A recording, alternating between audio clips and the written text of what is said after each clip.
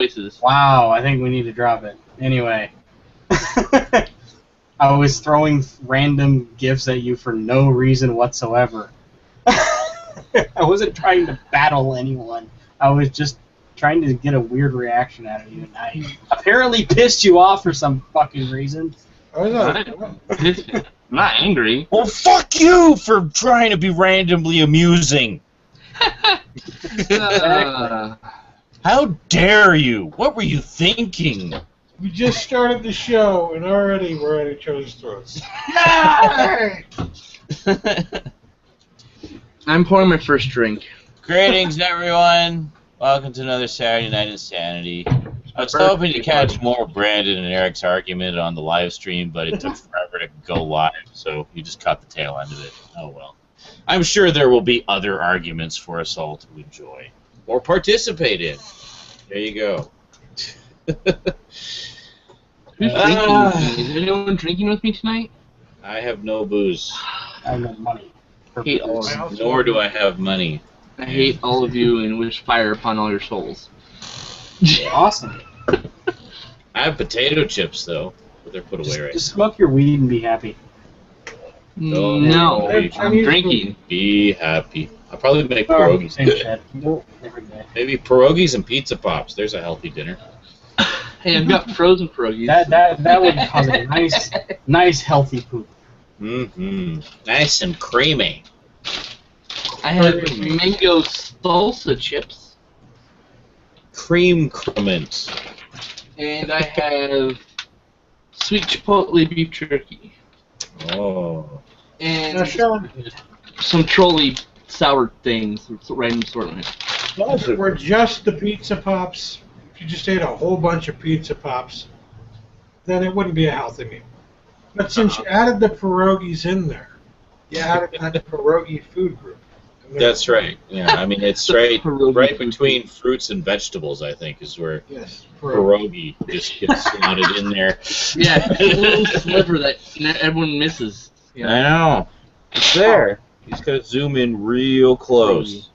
The very bottom of the pyramid in the bottom right corner is frozen pizza, just to be fair. Frozen pizza. Yeah. So, yeah, so I'll probably do that shortly, because I haven't really eaten much.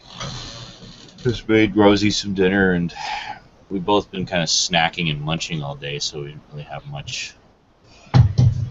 I had tempura sushi today. Oh, that sounds good. Was Remake just said Sean actually put the Facebook link up before the show started. I know. The new feed called for celebration.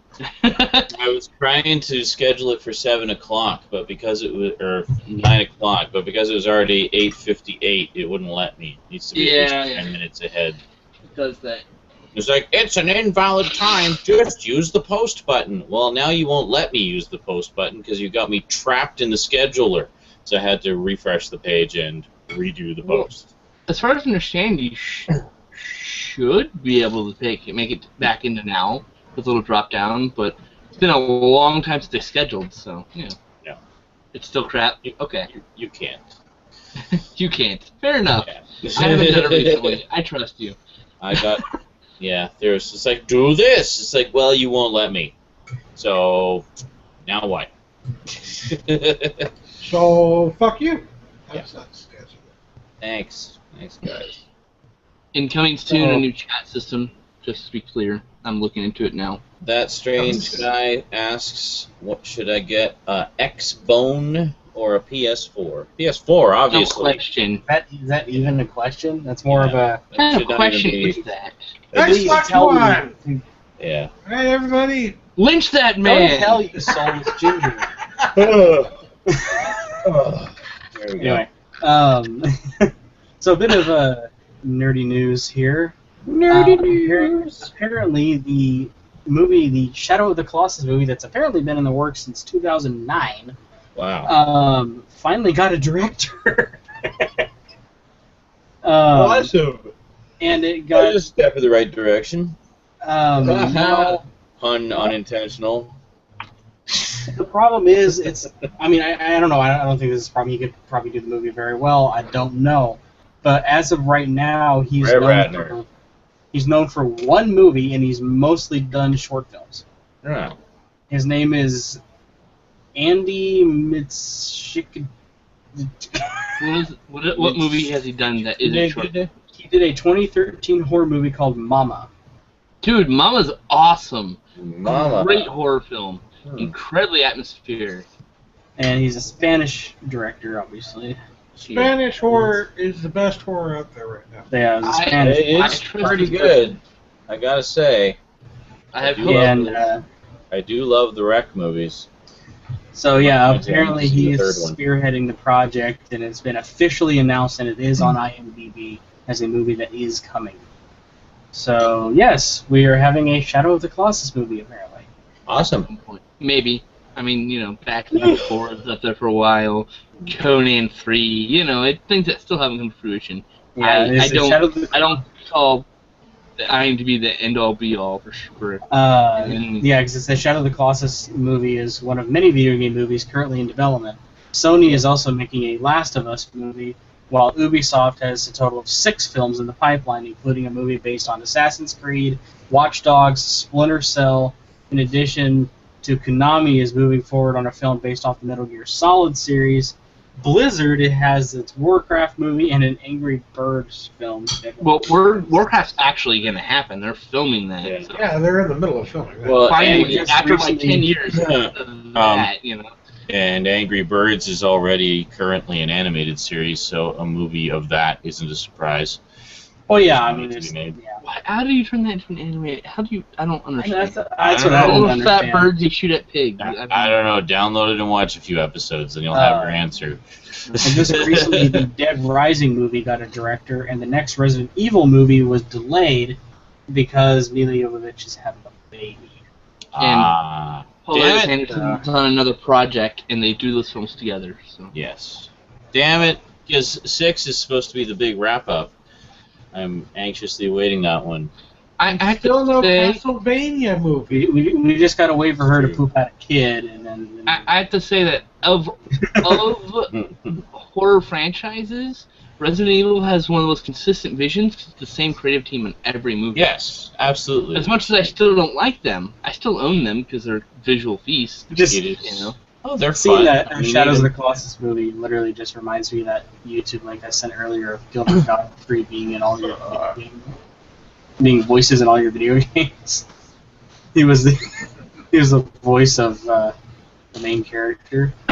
Hmm. He just goes aggro. It's like very weird. Verminard says apparently IMDb had a listing for a remake of the Wing Commander movie, then it was deleted in about 3 days. Awesome. That's too bad, because if you played the Wing Commander games, all the elements are there for an awesome, epic Well, outer space Wing Commander horror 3 movie. already has live action scenes Yeah, I mean, you could easily do with high-list actors. You could do 2 or 3 movies just about the It'd be Kilrathi cool. War alone, and It'd be cool if they did a movie and they had Mark Hamill playing a character, just a random character, just as a throwaway. I think well, obviously that was a long time ago, and it'd be great. Yeah, you can be one of the senior characters now, though. I mean, Yeah, but get the next generation version of that original cast. yeah, Carl Urban. That's the answer. It's just Carl Urban as I everybody. believe Freddie that's right. Prinze Jr. is the answer. Will Smith. I did think what's his face, Matthew Lillard was perfectly cast as Maniac. He was And Shaggy. and Shaggy, yeah. Matthew And- Lillard is just great in everything he does. He is actually. He's cool actor. But He's consistent as hell. yes, and he does. He actually teaches acting classes now, so it's pretty cool. So that strange guy asks, do you think the Mass Effect movie is going to suck, or should it be a TV series like they did with The Walking Dead? It would make more sense as a TV series, personally. Well, yeah, It's such a huge universe. Well, that's the thing, yeah, and then they could really fully explore it, Right. have episodes focusing on Instead of characters and just from like I said, I've barely played any of the Mass Effect games, but I have watched Huge. reviews and seen plenty Yeah. of playthroughs of a lot of the big sections of the game. So I know just how massive this universe is. And doing it in the form of even a series of movies would not do it justice. Sorry, go ahead. Yeah, I mean, if you wanted to do movies, that'd be fine, but you'd have to pull a Star Wars, pretty much. You'd have to do, like, a trilogy or a quadrilogy of movies, then you'd have to go do a TV show and an animated series. Because there's just so much fucking content there. Yeah. I feel like The Walking Dead has proven that the best way to do, comic books, if you're going to do them in a filmic style, is to do them in television series. So you don't have to worry about in depth and even add things that never existed before. You don't have that much time in a movie. And that's why usually when you do comic book movies, they aren't as good. Well, even movies, and there's a lot of them that are just based on individual novels, end up cutting out a lot of material just to cram the basics into a 2-hour movie. But then if you look at some of the stuff that the BBC has done, for example, over the years with novels, is they would adapt them as miniseries. So like 3 or 4 hour miniseries, 6 hour miniseries for one novel, and you get a much more thorough adaptation as a result. Yeah, because like I said, they don't have to worry about an hour and a half and then an end. Exactly. They can take their time and let the story and the characters breathe and develop as they should. As with comic books, comic books are basically one of the classic forms of long-form storytelling. It's all one continuous story. They want you to keep buying the next issue, so they do it that way. So they have their cliffhangers and encourage you to buy the next issue. Even if it wraps up that story arc, there'll still be a little teaser for the next issue to make you want to buy it. There's always a cliffhanger. Right. There's always something. Perfect for television. Yeah. And television, exactly the same thing. You throw a cliffhanger at the end, people are definitely going to tune in next week. They want to see what the fuck's going to happen next. Yeah, so, JL232 in the chat says, why do studios have to remake everything? And that's a pretty simple answer. It's because, it's easy simple. Money. It's easy money. It's quick safe. and easy to do. It's safer. Yeah. And also, being funny and being serious at the same time is that there's not very many original ideas left out there. Yeah. No such thing as an original idea. Put it that way.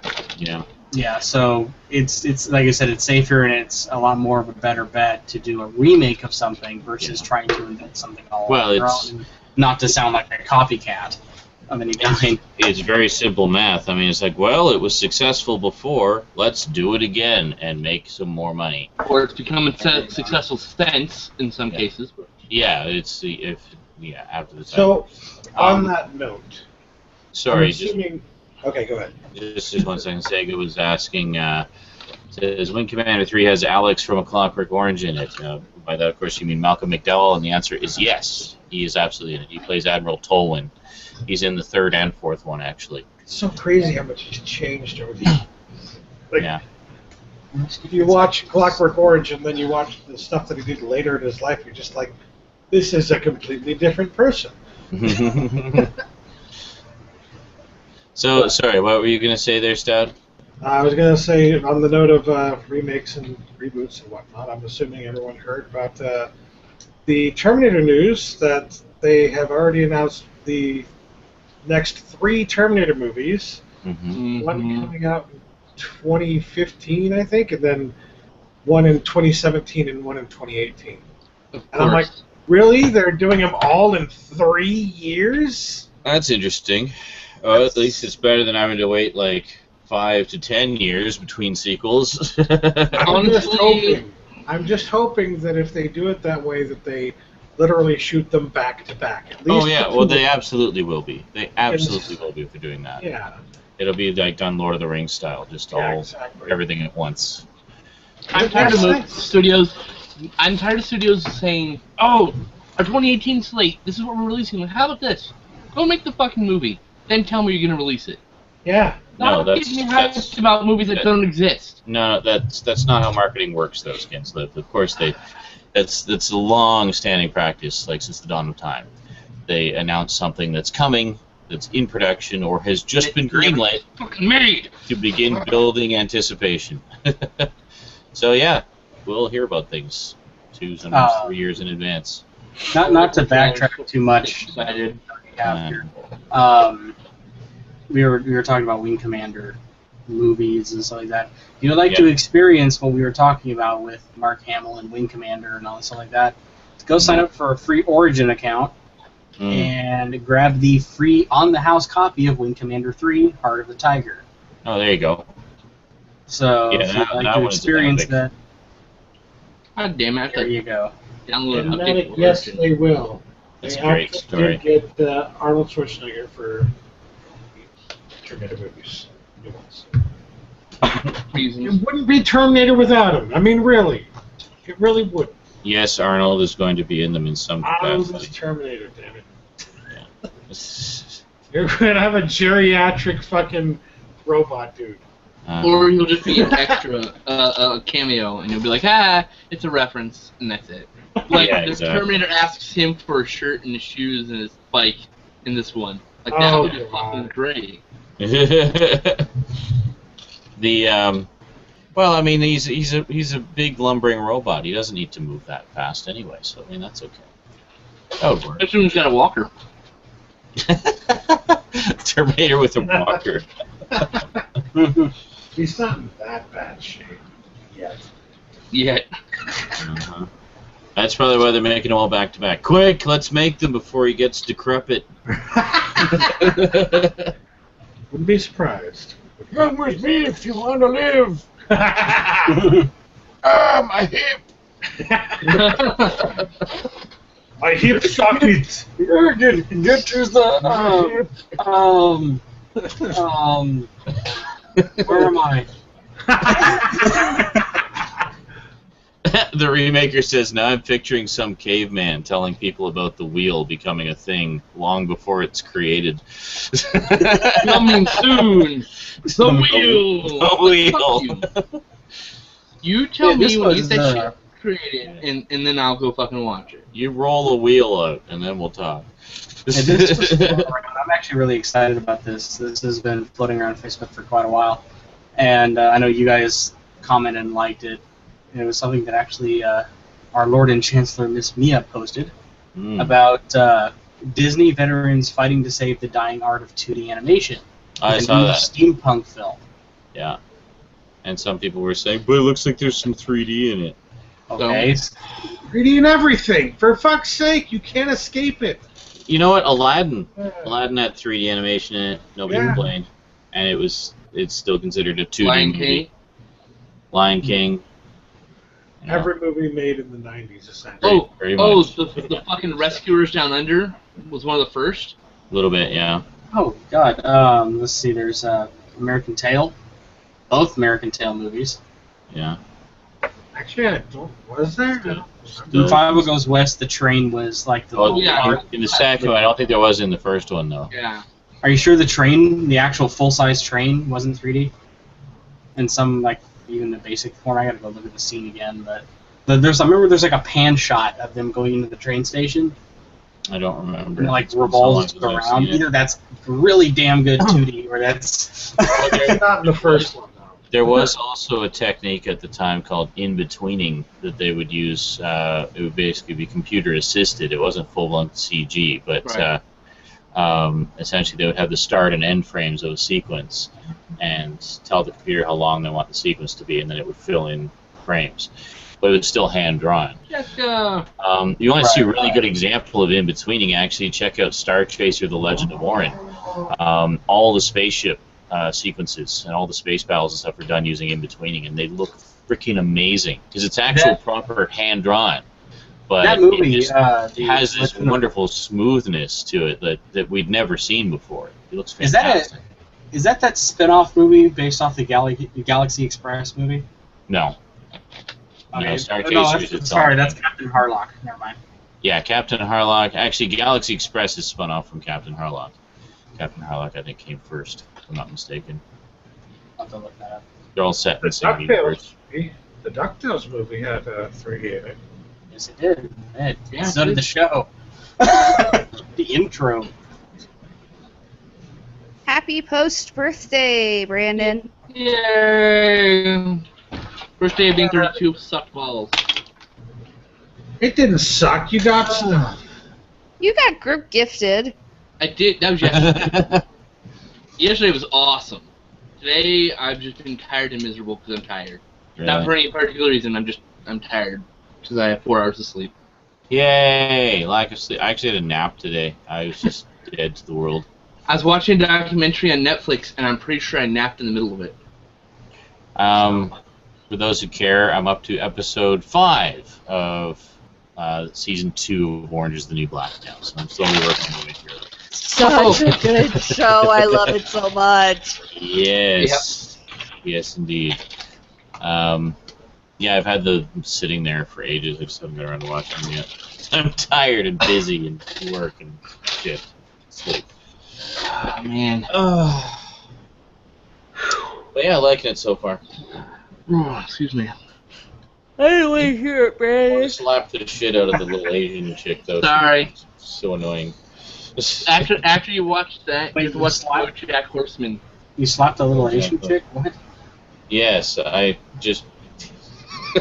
Just That's all all I out know. smash. That's all I heard. I was looking at something else, and all I heard is Sean going, "Yeah, so today I slapped a little Asian chick." No. It's I did. I said I She deserved it. it. Bitch had it coming. Yes. She was narrowing her eyes at me. Wait a minute. Wah, Ouch. wah. I think I'm going to go make those pierogies and pizza pops now. Okay. Because pierogies and pizza pops.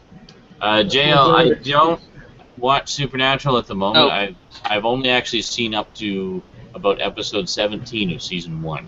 Before you go, Sean. Go ahead. Eventually, I will watch them. I will get the Blu-rays and watch them, and not care about any digital copies that may or may not be there.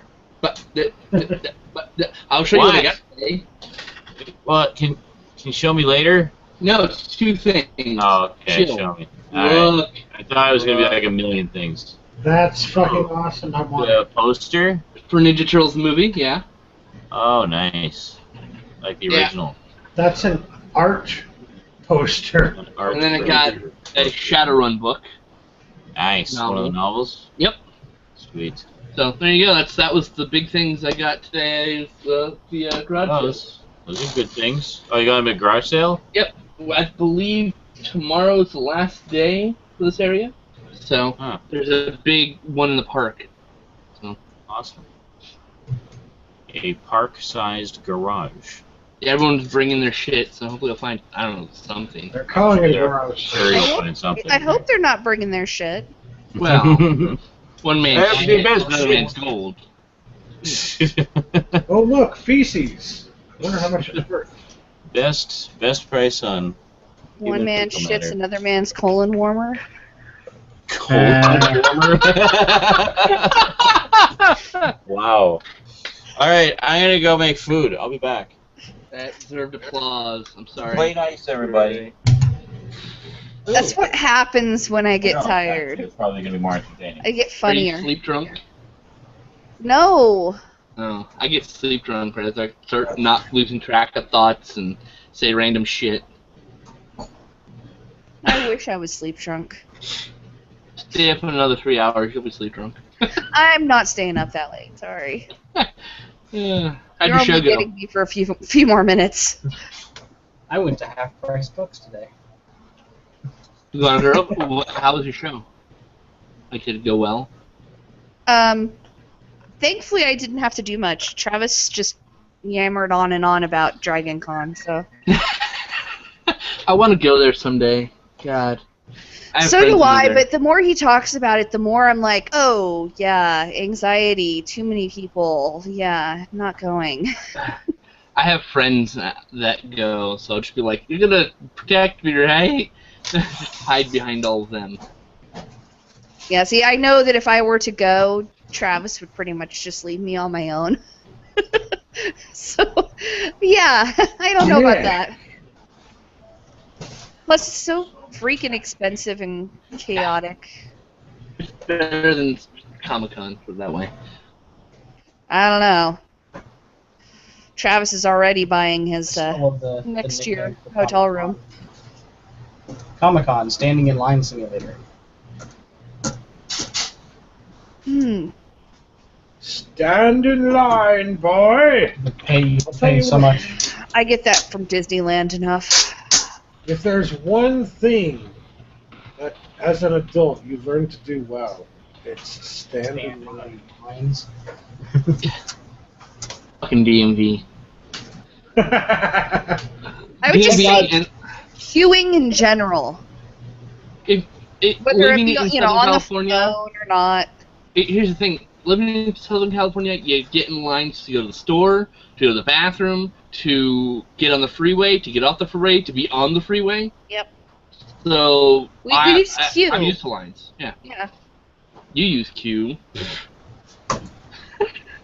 Well, Who the so fuck uses the word queue? It's like a fancy version of Sacramentians. A fucking call center employee.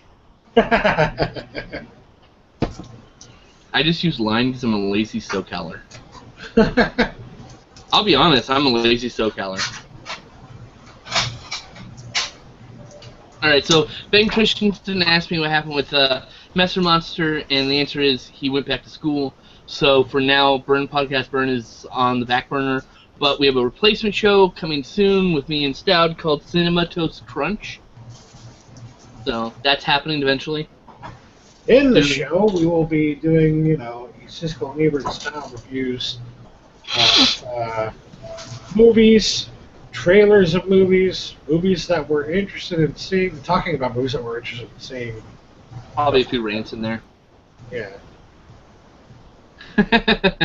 Coffee, that's the devil's drink. I have random Troll 2 lines just floating through my head now. Wow. Oh, that's right. You guys were rehearsing today, huh? Yeah, and I had to practice my grocery store owner. I just Pretend still like love I was a the, stoned on Packer. the reaction shot of oh kills me. Sorry.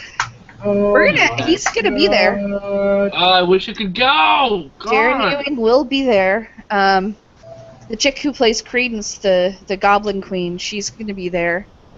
Actually, We might be able to convince the dad to go. Might. I actually own Troll 3, which is called Contamination Point 7 in America. It's a terrible, terrible direct-to-video film.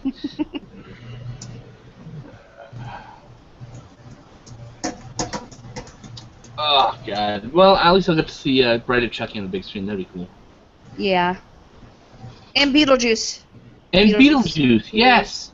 And this is Beetlejuice. Yay, Beetlejuice. Yeah, I keep looking for stuff that's happening around that time period, so. I figure most of that stuff will be announced at the beginning of October.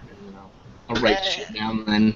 We're Sacramento people. We always plan ahead when it comes to Halloween shit. No, I don't know. I've never been there. So, most I ever got That's was how us NorCalers do things. planned shit. Man, us SoCalers leave 15 minutes late and expect them to wait. Exactly. And they do, because that's Why how we it works down don't there. deal with you SoCaler types. Fucking SoCalers. We show up early. Kind of makes me glad I used to be Central Valley. You're not much better. So you just smelled I was like cows? Cows, manure, and cans. And Mexicans. I'm just picturing like Coalinga. No, it's Modesto, Turlock, Stockton. Those Fuck areas. Stockton. I've said that before, but fuck Stockton up its stupid So you smell like crime. Okay, got it. Oh, God. California. I was brought up in Modesto, though. Oh, Oh, God. Don't forget Lompoc. It's over there, too. My favorite I've been pumpkin away patch from is it for over about in that neck of the 15 woods, years, though.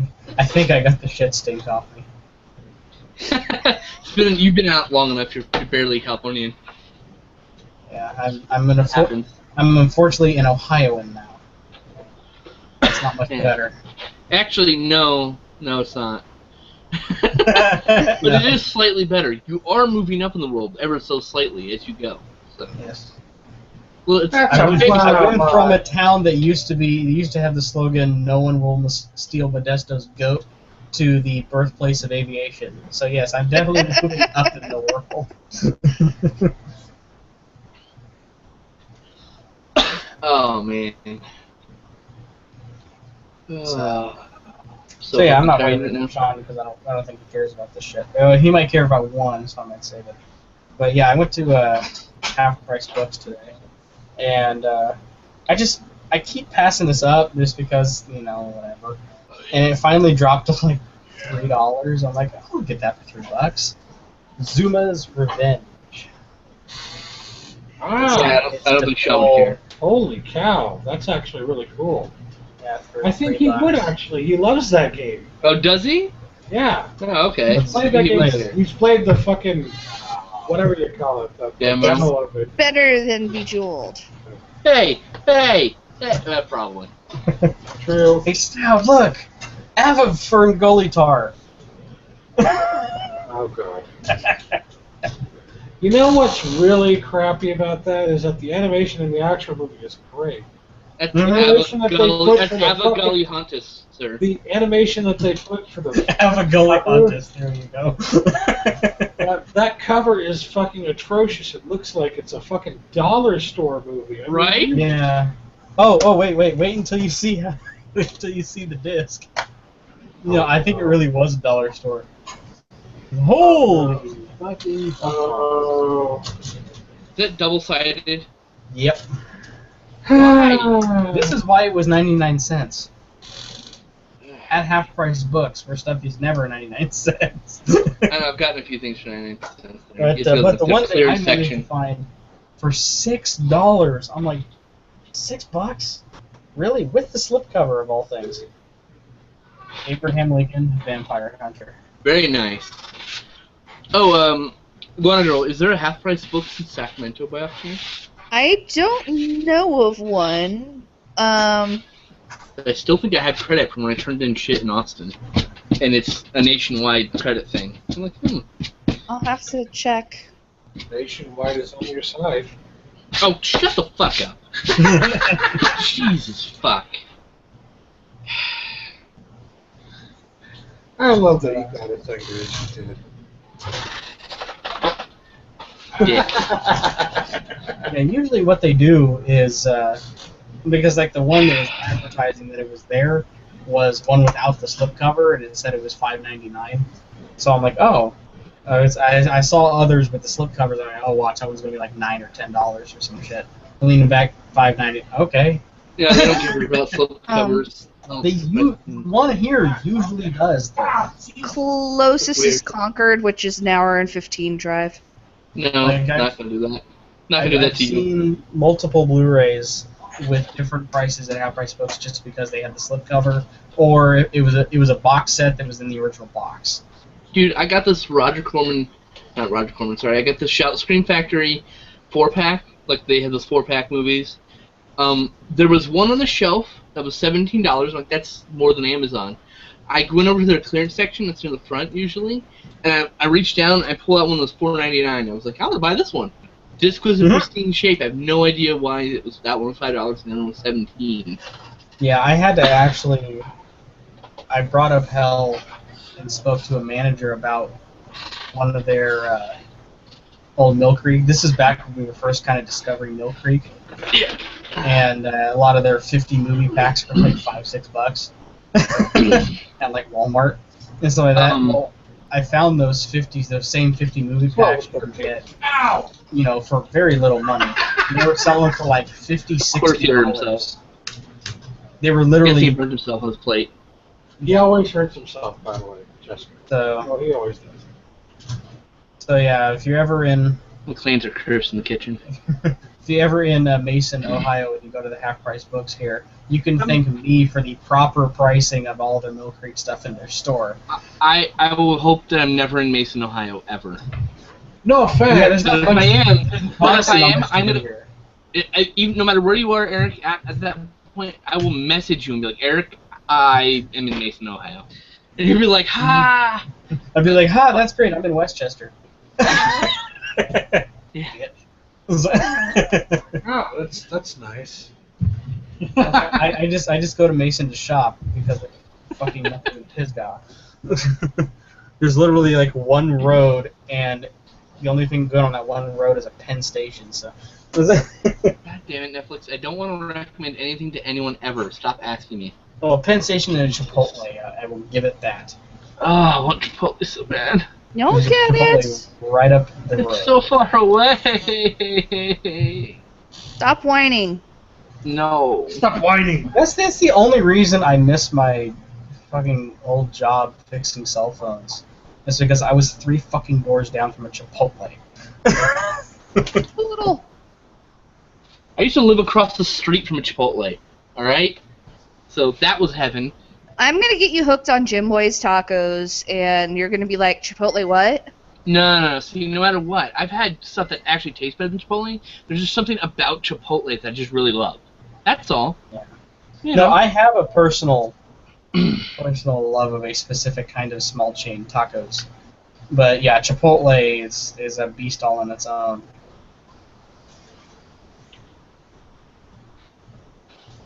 I just Domingo. realized how much we're doing for Mexican food too. I love Mexican food. Del Taco, Jim Boy's, Chipotle. Del Taco is probably gonna happen when I get in because I'll be fucking starving. I've been on a plane for 5 hours. Yeah.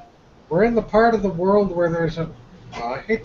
Honestly, I can't even say that. I mean, you can't even really say at any point in the United States is like the one part of the world where there's a lot of Mexicans coming in. Nope, they're pretty much everywhere now. So Not around here. They haven't permeated this area yet. Indians have, but not I Mexicans. will say that Sacramento back in 2002, we were dubbed by Time Magazine as the United States' most diverse city.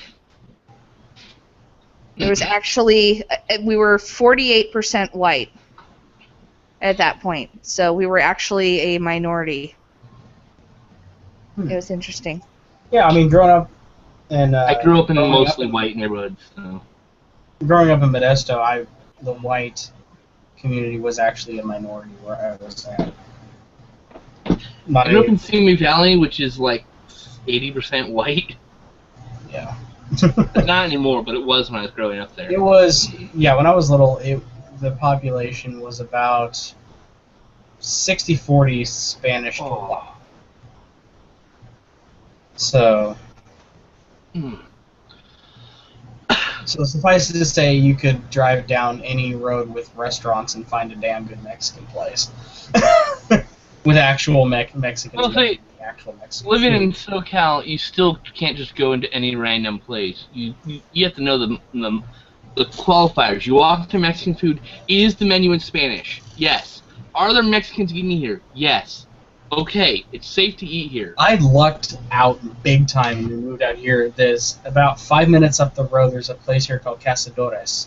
And it is run, cooked, and owned by strictly Mexicans. And the food is really damn good, and yes, the menus are in Spanish. There's like Spanish with like the small little black text with the English translation underneath it. I could take you to Ernesto's, too. That's a good place. Like, the easiest way to impress in an authentic Mexican food place is say, I want the tongue tacos, please. Because they may not be on the menu, but a good portion of them have them still. For Oh my the God, people that exist. I laughed my ass off. I have those moments where a situation just falls in and you have the perfect comment for it. Mm-hmm. And I was doing something and the TV was on in the background and they were talking about authentic Indian food and they made a comment about how the actual real Indian food isn't made by taste, it's made by smell. I go, and that's why it smells and tastes like a fucking baby's diaper and you're in the bathroom every 2 seconds. Because they don't taste the fucking food. They smell it and go, yeah, it's okay. Oh, Jesus. But, Oh, and Jessica, I must find a place that has naan bread. I might actually have to smuggle naan bread back with me. Just go to the fucking whatever Safeway. I mean, in California, I can actually find that shit. Easy. Yeah, naan's like manna from heaven, and I can't find it anywhere here. So.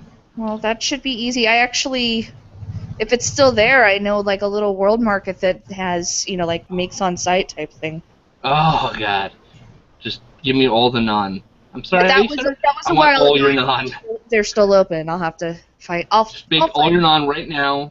Wrap it up. I'm taking it all home. That's it. God, it's so. All your naan are belong to Brandon. Yes, indeed.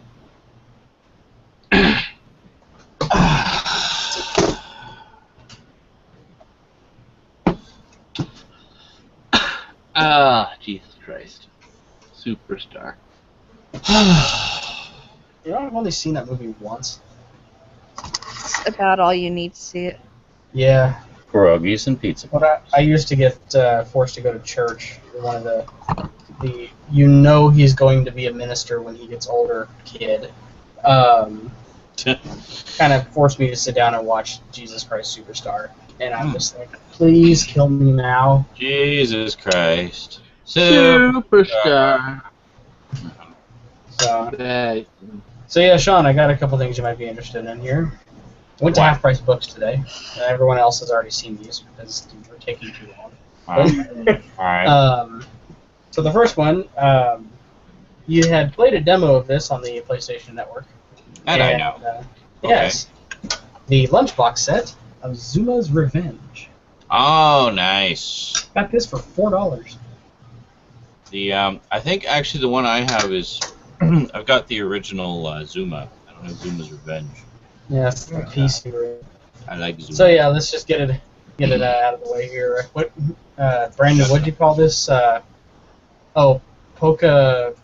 No. Ava Fernhuntus. Ava Fernhuntus. Ava Fernhuntus or Ferngully. Ava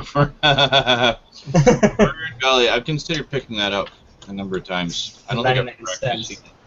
Because it was 99 cents because, oh my dear God, that's cheap. Wow. Flipper disc and eco case. And a dollar store cover, for fuck's sakes. But the piece de resistance of everything that I got was for a whopping $6 with the slipcover. Mm-hmm. Abraham Lincoln Vampire. Oh, nice. It's the same edition I have. Awesome. I love this movie. My mom's like, "Is that movie any good?" I go, "You'd be surprised." It's a blast. It's an absolute blast. And actually, when you go back and read the history of Abraham Lincoln, it is scary on actually a lot of the parts in the movie that follow that story sort of accurately. Just insert vampires. Mm-hmm. I mean, like everything from his struggles to get into office, and then the struggles he had in office. Well, that was kind of the idea. The kind of troubled childhood and the growing up awkwardly.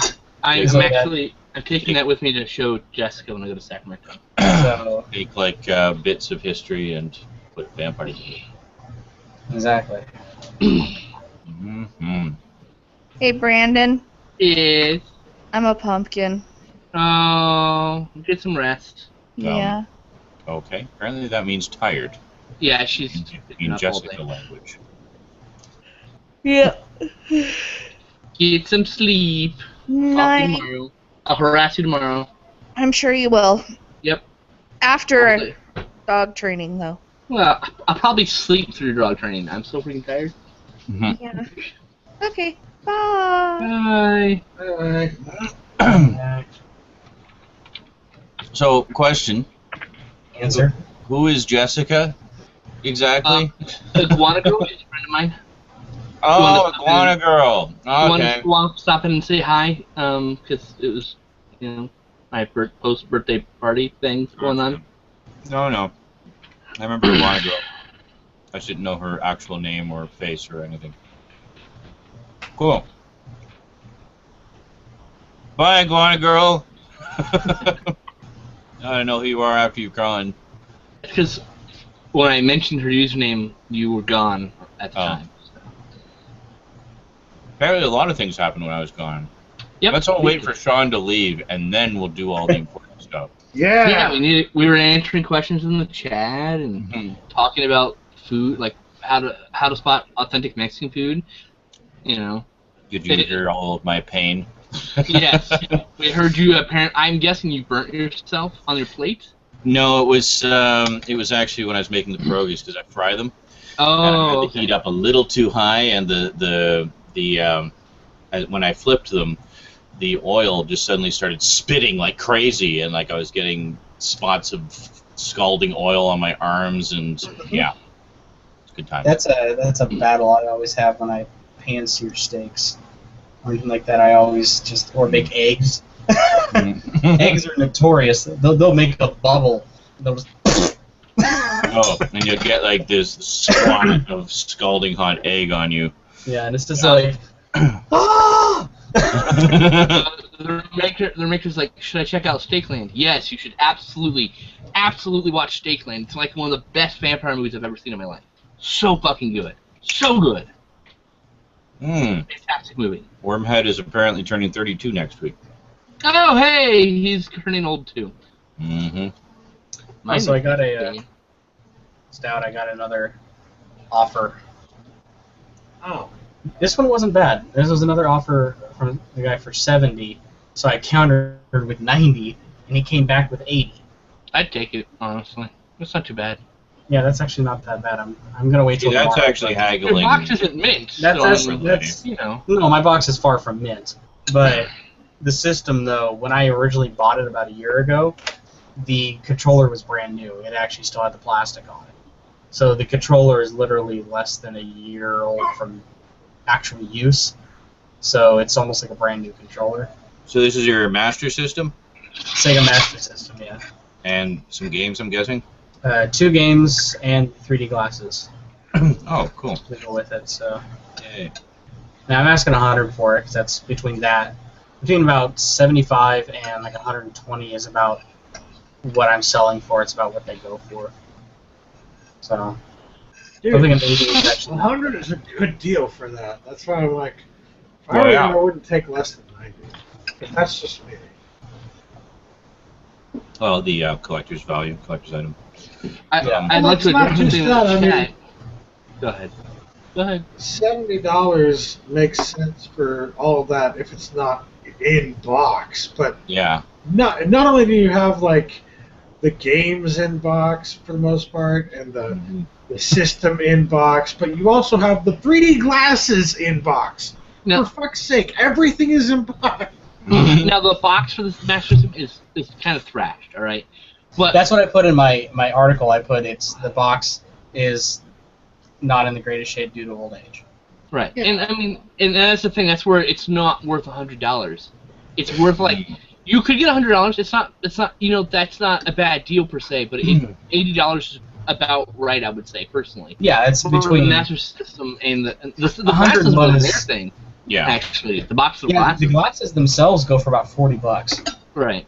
In box. So I've seen plenty of those go. Even refurbished ones go for about $30, $40 in box. So, about $15, $20 out of box. So Ninkyo said in the chat, Steakland is excellent, very underrated. I'd like to address that people use the word underrated, overrated completely wrong. Steakland has a 75% Rotten Tomatoes. That is not an underrated film. That means it got very good ratings from a lot of reviewers. That is officially not underrated. That is a rated film. Yeah, that is about accurately rated film. 35% where I would put it. It's a well-rated film. It's not overrated, it's not underrated, it's just rated. Rated. Sorry, I was kind of zoning there. What film? Steakland.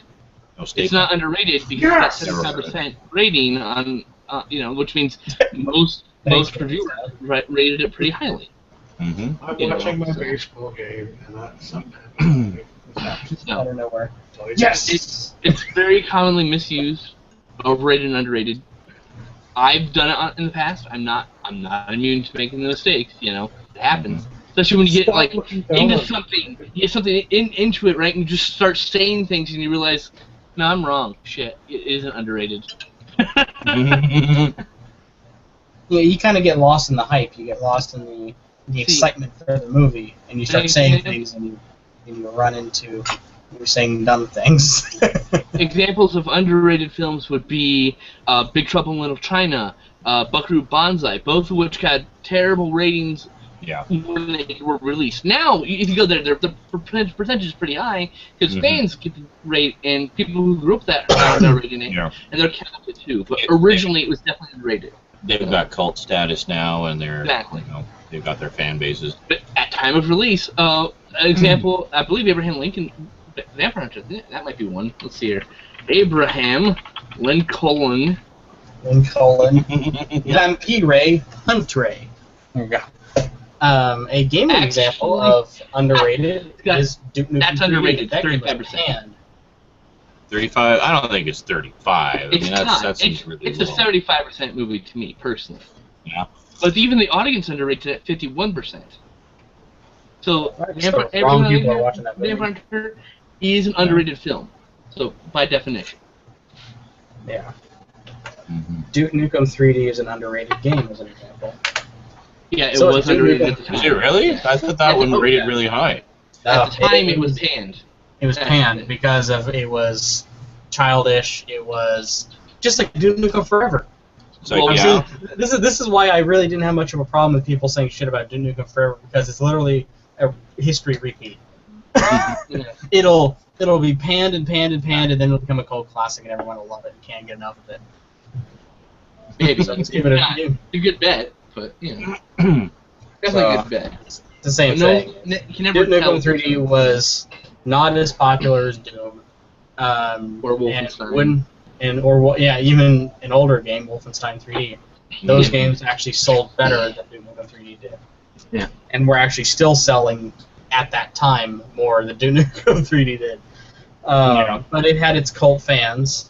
The people who understood the humor and understood and liked the toilet humor of it, and so that, and still enjoy it today. And now with Duke Nukem Forever, it's just adding to the nostalgia because it's exactly what it is. It's Duke Nukem 3D in 3D. Wormhead says, I watched the first 2 episodes of Sherlock Holmes the other night. Awesome. Are you talking about Sherlock, like the Benedict Cumberbatch series? Yeah, if you said that about the Lucy Liu one, just get out. Hey. I'm talking about I got nothing against Lucy Liu. Elementary. Yeah, Elementary. Is that what it's called? Yeah. It's okay. I haven't seen that one yet. It's not Sherlock, but it's okay. No, Sherlock is a perfect example of how you do a modern Sherlock Holmes. Well, Elementary feels more like it feels like a sci-fi CSI. It just feels more like it's heavily inspired by Sherlock Holmes, as opposed to a modern adaptation. That's what it feels like being watched. Yeah, right. Sherlock is a straight up modernization. Yeah, and you can hate Elementary. It's fine. I just think it's an okay show. I saw the first 2 episodes. It's all right. Nothing to write home about. Apparently, it gets better. I'll check out the rest. A show that I think is like bad, but like not bad. Like it's not terrible. Is I can barely remember the names. I haven't watched it. I don't have sci-fi anymore, so I don't see the commercials for it regularly. It's that show about. It was on the sci-fi. Started with an E, and it was about a new police officer that came into town. He didn't understand. Eureka, thank you. Oh, Eureka's such a great show. Oh my God, I love Eureka. Yeah, I've been wanting to check that one out. But that's one of those shows that some people love it, some people hate it. Yeah, I'm one of those. I'm on the fence. I mean, I see why people like it, but they just felt. See, we don't get sci-fi in Canada, but I still get their newsletter. I feel like Eureka would have been a see good what the new series. stuff is. Not a full-blown half-hour TV show every once a week, but like maybe like a 3 or 4 part miniseries. Yeah, I think it's done now, actually, isn't it? Eureka's finished, yeah. Yeah. They had a really awesome crossover with Warehouse 13, of which the crossover episodes are on each other's DVD sets. So you don't have to have both. You can have one or the other, or both if you want. So. I've actually never watched Warehouse 13. That's a pretty good show. Pretty X-Files. Wormhead. I caught a couple episodes of Africa. Yes, he was talking about the trailer. More specifically, BBC. Warehouse 13 feels like a low-rent Fringe, but not necessarily in a bad way, you know. Yeah. Just lower budget. Just from what, like, the trailers and the preview commercials that I've seen. It's a pretty good show. But yeah, ironically, the episodes of Caprica that I watched are the crossover introductory episodes that would introduce Battlestar Galactica. Hmm. Wasn't that the whole series? No, I mean, like, the ones where it was made pretty obvious that that's what that was. What was this? Well, I think everybody knew that's what it was. Sorry, reading the chat. What crossover? What? The name of the Like home planet. Like the big unveiling of the first Cylon. Something like that. Those are like some of the first episodes I watched of that. I mean, it was alright. I had no idea what the fuck was going on because I never really watched Battlestar Galactica, so.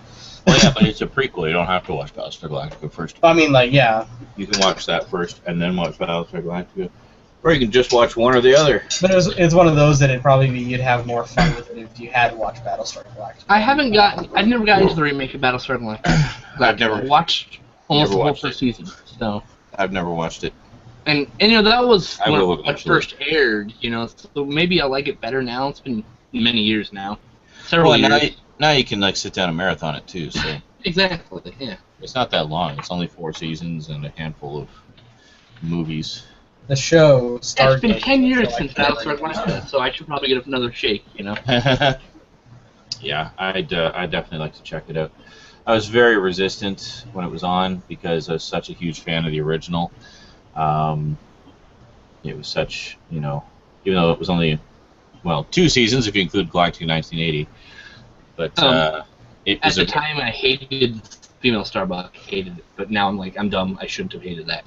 Yeah. Well, because apparently she's fantastic. Well, not only that, Yeah.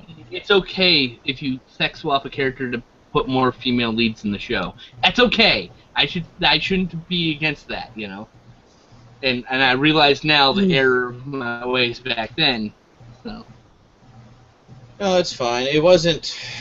That wasn't the issue I had with it. It just seemed like they were changing things. Like, to me, as an outsider looking in, it seemed like they were just changing certain things for the sake of changing them, or making them more contemporary with, you know, current thinking or what have you. And it just it irritated me. I was like, why are they doing that? Why? What is the point of that? Just if you're gonna do a remake, do a fucking remake, or otherwise just do it as a continuation of the old one. Like, what are they doing? I was like really angry about it, and just refused to even give it the time of day for the longest time. I was like, fuck, I hope this piece of shit remake fails. Like, just die. Loved it. And then everyone loved it. And then as it continued, people were saying like how it was actually really good, and even a lot of people who had similar views about it when they heard about it had warmed up to it. And so, yeah, 10 years on, I would actually be interested in checking it out. When that show started airing, there was a card game from WizKids for Battlestar Galactica that I got roped into, and I ended up really liking the mechanics of the game. And I was like, okay, maybe I should take a look at the series so I kind of get the references that these cards are making, you know. That's how I started to watch it, because I was against watching it at all. But I was like, okay, maybe I should watch it to try to understand the fuck deck I'm playing here, you know. The remaker was just asking, speaking of Warehouse 13, has anyone watched all of Friday the 13th, the series, seeing as how they're sometimes compared? I used to watch Friday the 13th, the series. I haven't seen all of it, but I used to watch it on a fairly regular basis, and I enjoyed it. It's nothing to do with the movies. Jason isn't in it or anything. It's about basically an antique shop where it turns out a lot of the items that were sold over the years had curses. So they're trying to recover the items. So, you know, Well, that's cool. nice setup. So each like Warehouse episode is 13. Yeah. each episode is basically the cursed item of the week, and they have like a catalog of what the items were, who they were sold to, what they could do, and so they're trying to recover them. And that's basically the gist of the series. Ran for 3 seasons, I think. I liked it. And no, JL, I do not watch WWE. I haven't seen it in so long that, like, literally I just know, yeah, I think I've seen some episodes of that. Like when it's on reruns in Sci-Fi. You know, like... And that sounds exactly like Warehouse 13, but done a decade and a half earlier. Like maybe, yeah. Well, probably even longer than that. Actually, I think Friday the 13th was done in the mid to late 80s. Then 20 years before. Yeah, it was quite a while ago. Yeah, it's a series I definitely want to pick up the DVDs of because I'd like to see the rest of it. I enjoyed it. It was kind of like it had an anthology vibe to it, but it also had a continuing story to it, which was cool. I liked that. Yep. And sorry, I don't know if you heard me there, JL. I do not watch WWE. I'm not really the wrestling fan of the group. I have sort of passing familiarity with it. I used to watch it a little bit back in the 80s, just because a lot of my friends were into it and such, and I would catch the odd, Saturday main event or what have you. But I didn't watch any of the big events or anything like that. I used to watch Hulk Hogan's Rock and Wrestling a lot. Oh, Lord. Cartoon. I like that. You would. And you recorded the Mega Powers split up segments, so you were watching in. That was one of the Saturday main events, and I have another one from around that time as well. I can't remember. I haven't got around to capturing that one yet. Actually, that's something I've been working on a lot this week, is the VHS capturing project. Finally on to Phase 2. Phase 1 was to record a stack of them with lo-fi audio, because one of my VCRs can handle lo-fi audio better than the other. But then my other VCR has better picture quality, but doesn't handle lo-fi audio as well. So basically, I've been capturing all these lo-fi tapes on the one VCR to get the better quality audio, and now I'm recapturing them again on the other VCR to get the better quality video, and then matching them up in the editing to get the best of both elements. So it's the best possible captures they can be. So today, I was working on The Highwayman, actually. Short-lived series from the late 80s starring Sam Jones and Jacko Jackson. Sam Jones being Flash Gordon from the 1980 Flash Gordon movie. Jacko Jackson being the really loud Australian guy from the Energizer commercials around that time. Former Aussie Rules football player. And, So anyway, I liked that show. It was some of you may have heard about it. It was basically the show that had a semi-truck that could turn into a helicopter. And it kind of had a bit of a Mad Max vibe to it, kinda. It was kind of set in the near future, and it was about this special police force just, fighting crime, basically. And speaking of that, I'm getting Blue Thunder. Is it Blue Thunder? Is that right? Blue Thunder. This was actually, yeah, I think Blue Thunder was a partial inspiration for this. I'm getting Blue Thunder from Mill Creek reviews. Nice. Blue Thunder and Airwolf. This is like the sort of short-lived time of the super helicopters. So this was another one. And then a couple years later, they did Viper. Kind of like the super car. Yeah, which is more inspired by Knight Rider, but still. Yeah, that definitely had a Knight Rider vibe. But the Highwayman I always liked because it was very unusual, and it had this. The stories were actually pretty damn good. Like they were good, quality sci-fi for network television at the time. Sadly, it only lasted 9 episodes, and there was also a TV movie which served as the pilot. I noticed we've been getting a lot of one-season wonders and short-lived half-season wonders on DVD lately. I'm hoping that at some point the Highwayman will be one of them, because got pretty decent quality for most of the episodes. There's a couple that are pretty rough, so I'd love to have a nice quality set of that. What else was it? Oh, another one I got was kind of interesting. It was a special 4-hour event from Halloween 1987, which is basically called Halloween Movie Party in 3D, and it was 3 3D movies, the old red and blue style, shown back to back with a really just no personality host in between them, trying to be funny and failing dismally, just coming off as really awkward. So definitely saving those segments. They're just so awful. If I were on national television. Yeah. Which? Yeah. That'd be me on national television. Oh, okay. Awkward.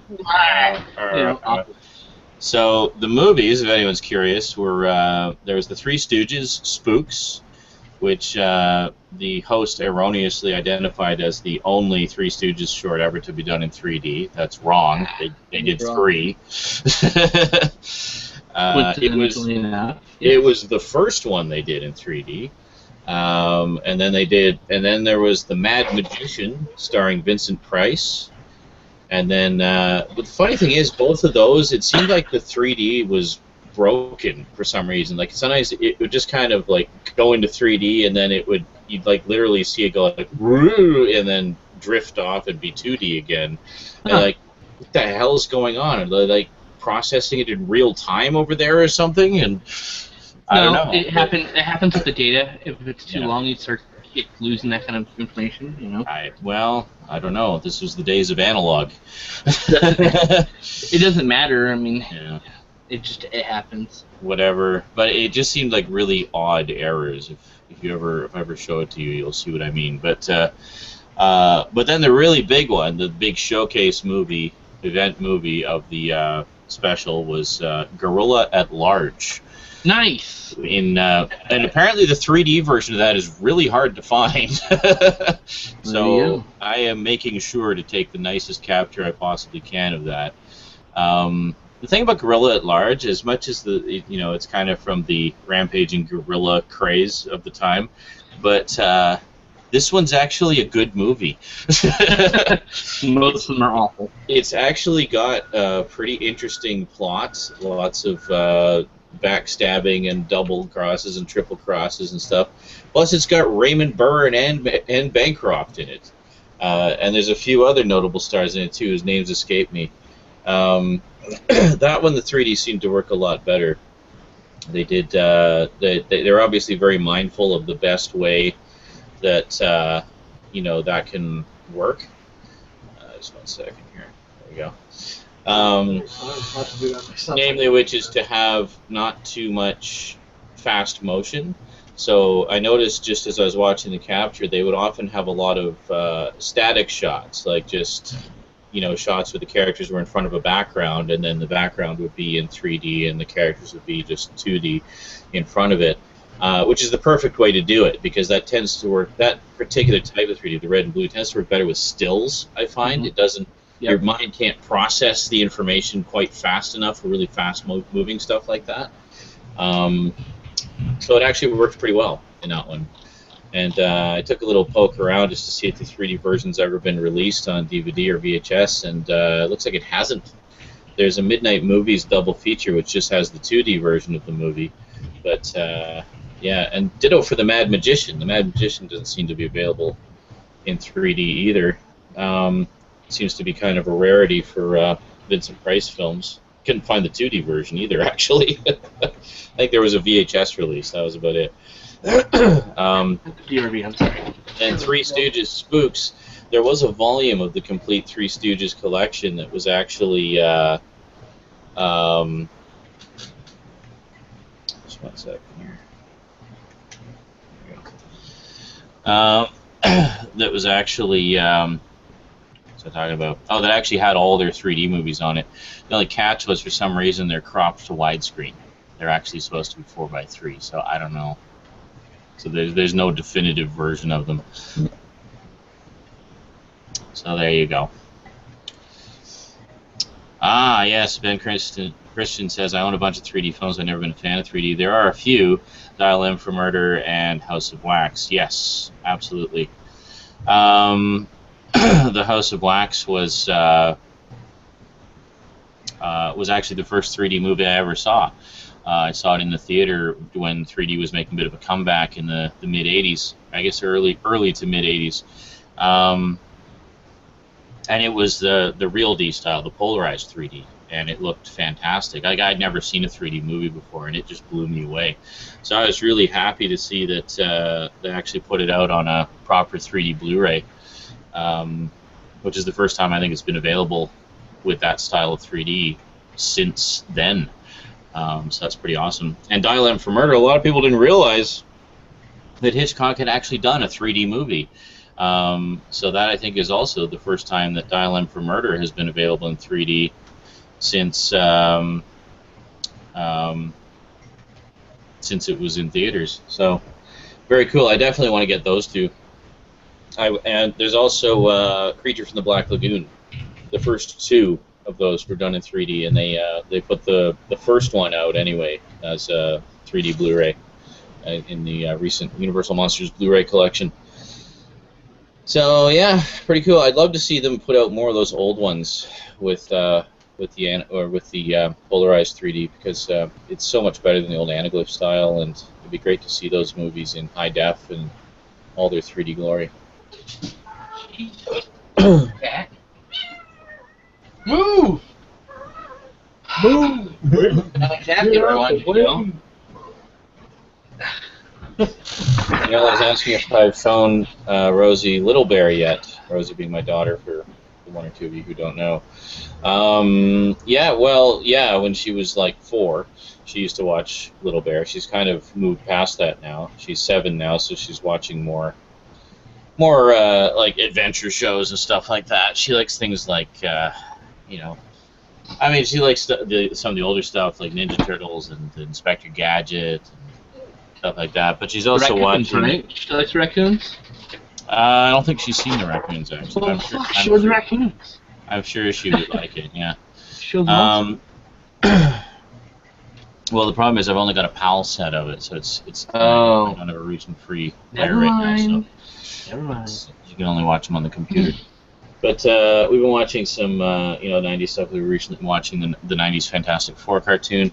Today, actually, she wanted to watch something with dinner, so I asked her to, well, what do you want to watch? And she said, well, how about this? Nice. And I was like... That's pretty hard to find nowadays, too. I was like, yes, we will watch that. So the Star Wars Clone Wars, the original animated, like 2D animated miniseries by a really good one. Tartakovsky, creator of Samurai Jack, I believe. Yeah, so it's really good. You can still get them, like you can still find them around, but you're looking at paying about $40 or $50 a volume. There's 2 volumes for the whole set. Yeah, I always like those. I mean, they're short and sweet. I can see why some people have problems with them, though. There are moments where certain characters do act decidedly out of character, like extremely out of character. But Yeah, it's still fun. But they're fun. Yeah, absolutely. I mean, it definitely. I mean, it's the emphasis is on the action, and boy, is there a lot of it, and boy, is it spectacular. I love the animation style. Yeah, the animation style is very cool too. It actually works quite well, and the voice acting is quite good too. They do very good impressions of the movie, their movie counterparts. So that volume has the first 2 seasons. There's 10 episodes in the first 2 seasons, about 5 minutes each. So we watched the first, like 3 minutes each, kind of think of it. So anyway, we watched the first 10 episodes, and then we watch the rest tomorrow. Yay! Good stuff. But yeah, she's getting pretty good taste in shows, I gotta say. Mind you, she has my collection to peruse. Proud father, you. Tried to keep it stocked with quality shows. All times. At all times, yes. I'm sure she'll enjoy some of the things that I'm sending you. Nope, she's gonna be like, "Oh, this is terrible." Stout sent it, didn't she? She's gonna be like, "Daddy, what is this?" Oh, God damn it! I fell for it. I fell for it. Yep. Happens. You have to remember, he has a client doesn't use Kiwi. So Would that's an easy way to you, tell. What? Sorry? When he logs in, you can see that he's using Kiwi. Yeah. He doesn't use Kiwi. He uses a different client. So. Would you contact Judge Z if it's concerned? What's going on? Oh, Jedzia. Oh. Yeah, Jedzia, you have no voice. If that's you, message me on Facebook. Otherwise, sorry. I'm sure she can. If it's her, she can see what's going on, and she knows exactly why What? Oh, Ben says, according to that dude on eBay, Sean, you're selling the collection off. Yeah. That's still not get removed? No, it did. He actually removed it. Okay. Yeah, but eBay has such a convoluted process for that. Yep. Like, yeah, I could report him, but to report it as a copyright violation, I have to send in all this fucking paperwork first. And Which is how YouTube should be. Yeah, exactly. Just saying, you know. Exactly.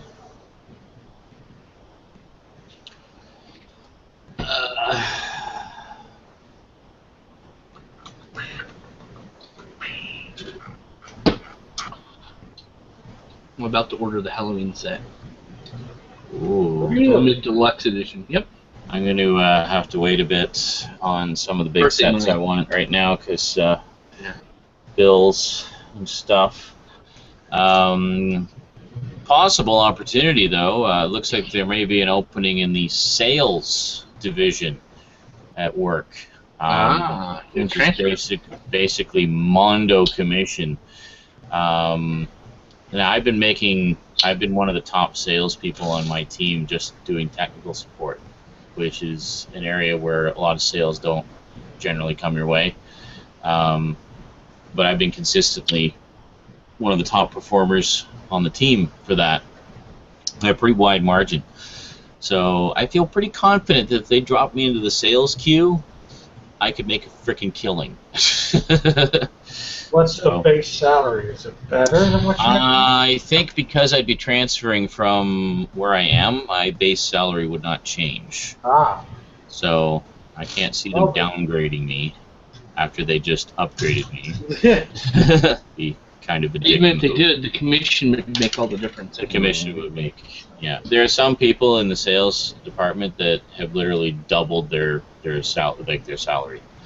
They're making double what they just earn normally, just through commissions. So I'd be down with that.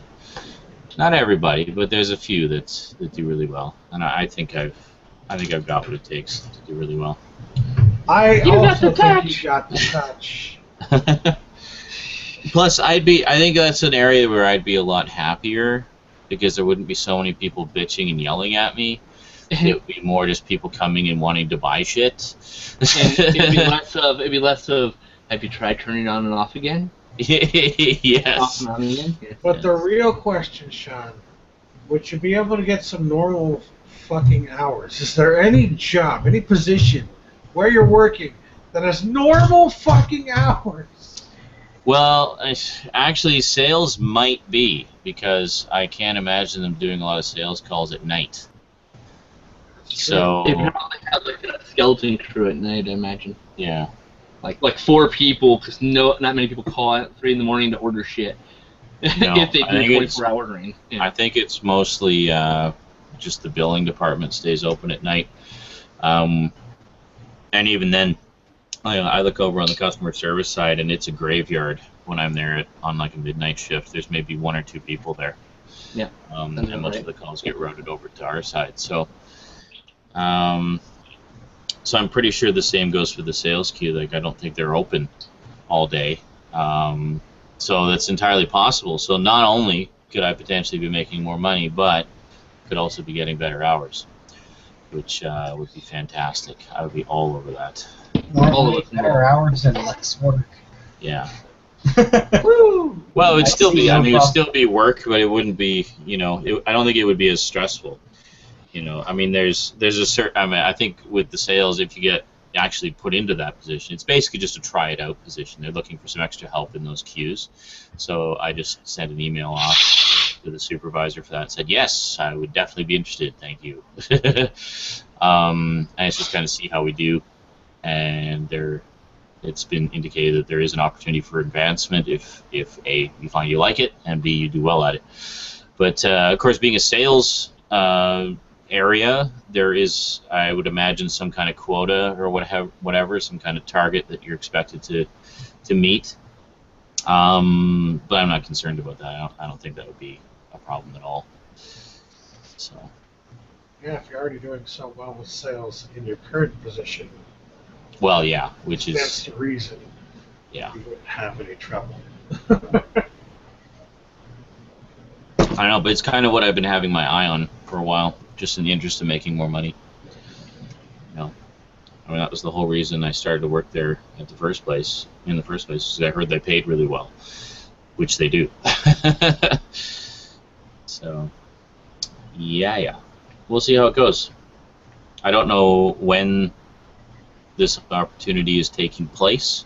It was only announced on Friday, and I haven't heard anything back, so I think it was just putting it out there on Friday and then possibly respond to people Monday. I don't know. We'll see. We shall see. We shall see. Yes, quite. Yes. Quite rather.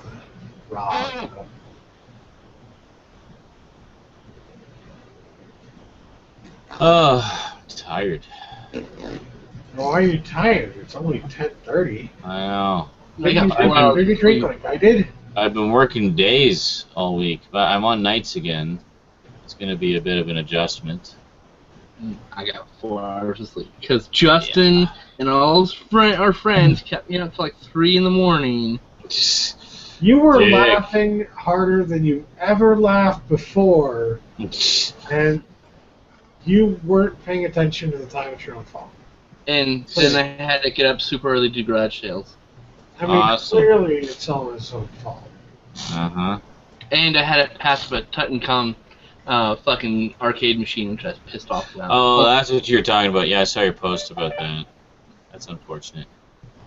Oh, well. $200 for the whole thing, Wow. and all I needed was a new screen. Well, you can put any tube TV. What machine was it? I don't know. I put it in the. It's like a GX something 380 or whatever. And I would probably buy. I want to get any tube TV. I'd probably get an actual arcade built monitor for like $300 at some point. Yeah. And then I'd probably get a JAMA board and stick it on there and play, Pac-Man and Dig Dug and every other goddamn. Yeah, that's what I was going to one. ask, if it was a dedicated board or if it was a JAMA board. I just couldn't remember the name. It was an actual Tutankhamun unit. It was an actual side art, everything, yeah. Nice. Right. Nice to me, but I meant if you knew if the board inside was... It was not a JAMA board. It was. It was an original, yeah. I remember my buddy Jason, of Video Letters for Jason fame. Used to, I don't know if he does it anymore, but he used to go to a lot of local video game auctions like that, and he got some arcade machines and pinball machines just for a steal, and he also bought just a lot of boards, basically to sell on eBay and stuff like that. So he showed me a bunch of them in some of his video letters, and that's where I first heard about JAMA and what that was all about. And yeah, it's pretty cool. Yeah, if I had the room and the money, I'd totally do. I'd have like an American arcade machine, and then I'd have a Japanese arcade machine. Oh, there you go. Best of both worlds.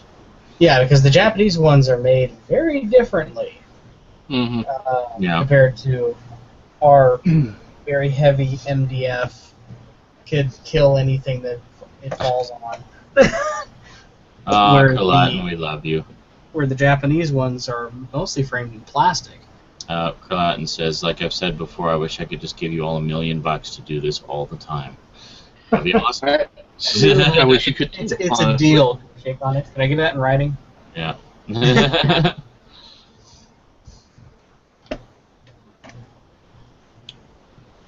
Phantasmagorical. Phantasmagorical. It's I'm looking $40. for the second game of that. Excuse me. You are excused. The door's over there. Oh, okay. I just got another offer for $90. There you go. There you go. That's the fucking Take it. Just had to wait it out. Take it. That one. I think you can spare the $10. Yeah. Yes, I can very easily. Correct, Pluto. In fact, Review and So- respond. Another offer, 91. Was that? Jesus Christ, Oh. Wormhead. Holy Wormhead, that's a very long link. No, it's the It's the description, I know. Yeah. The meta fucking tag you header, do. meta tag of some sort, where it's got literally every user who's commented plus their goddamn unique key. How the fuck did that show up? What? Yeah, you can see it. Like it's light JD7, and his key is 4CM HJG. Like it's got his fucking like cookie key That's crazy. in the header. Yeah, So so weird.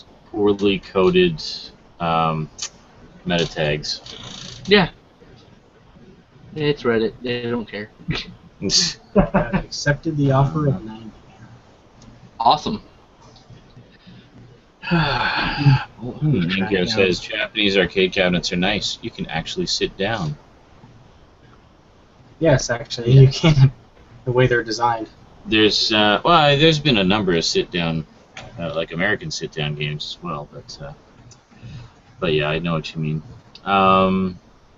Star Wars being a notable one. The remaker apparently is desperate to know. Again, if you had to cast, say, Simon Belmont in a live-action Castlevania movie, who would it be?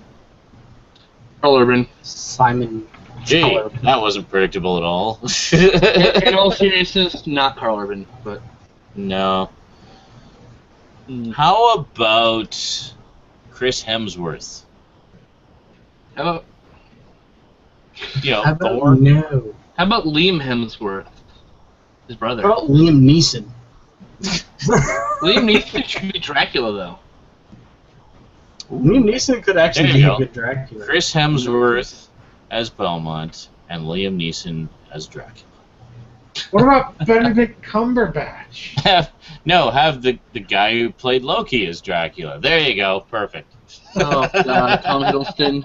That That would be, actually yeah, that'd be cool. That actually would be kind of cool. It would be such fan service on so many levels, though. Yeah. But yeah, I could see what's his face, Thor as Belmont. Who else could I see? Seriously, Belmont, Benedict Cumberbatch, I could see that. Benedict Cumberbatch. Yeah. A blonde Benedict Cumberbatch. Yes. That looks so Belmont in weird. the castle? Jesus Christ. No, There I you just go. need to sell Martin it. Freeman as Simon Belmont and Benedict Martin. Cumberbatch as Dracula. Mm.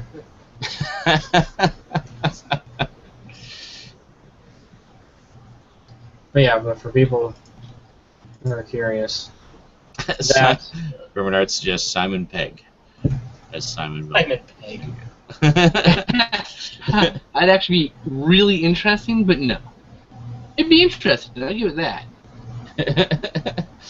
Remaker says, I'm liking these ideas. Keep them coming. This is Chatter. There. There you go, Japanese arcade machine. Designed for sitting down. Oh, look at that. With a really big screen. So basically you'd have like a bench or something in front of it. Yeah, I got most it. do. I got the one. That's Jason actually Statham. pretty cool. Jason Statham as Simon Belmont. Sold. Hi, Cass. Versus Liam Howdy. Neeson. Hey, Cass, we're Hey, Cass. casting the Castlevania movie. Oh, okay. We're casting the Castlevania cast of Castingvania. Yeah. Or Cast, something. cast, cast, cast, cast, I cast, cast, suggested cast, Chris Hemsworth Geek, as geek, Simon geek. Belmont. And then, of course, we all chimed in with, and Tom Hiddleston as Dracula. Loki. Scott Bakula as Dracula. Yes. Oh my god. Dracula. as Dracula. Dracula. Bakula as Dracula. Oh, Scott Bakula, yes. As Dracula, yeah. Bakula. I'm Terrible. just gonna pretend, Cass, that I don't see the missile mark.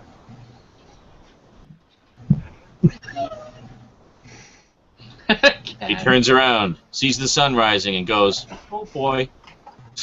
Yeah, Turns as to Eric- come on. Why haven't I leaped, Al?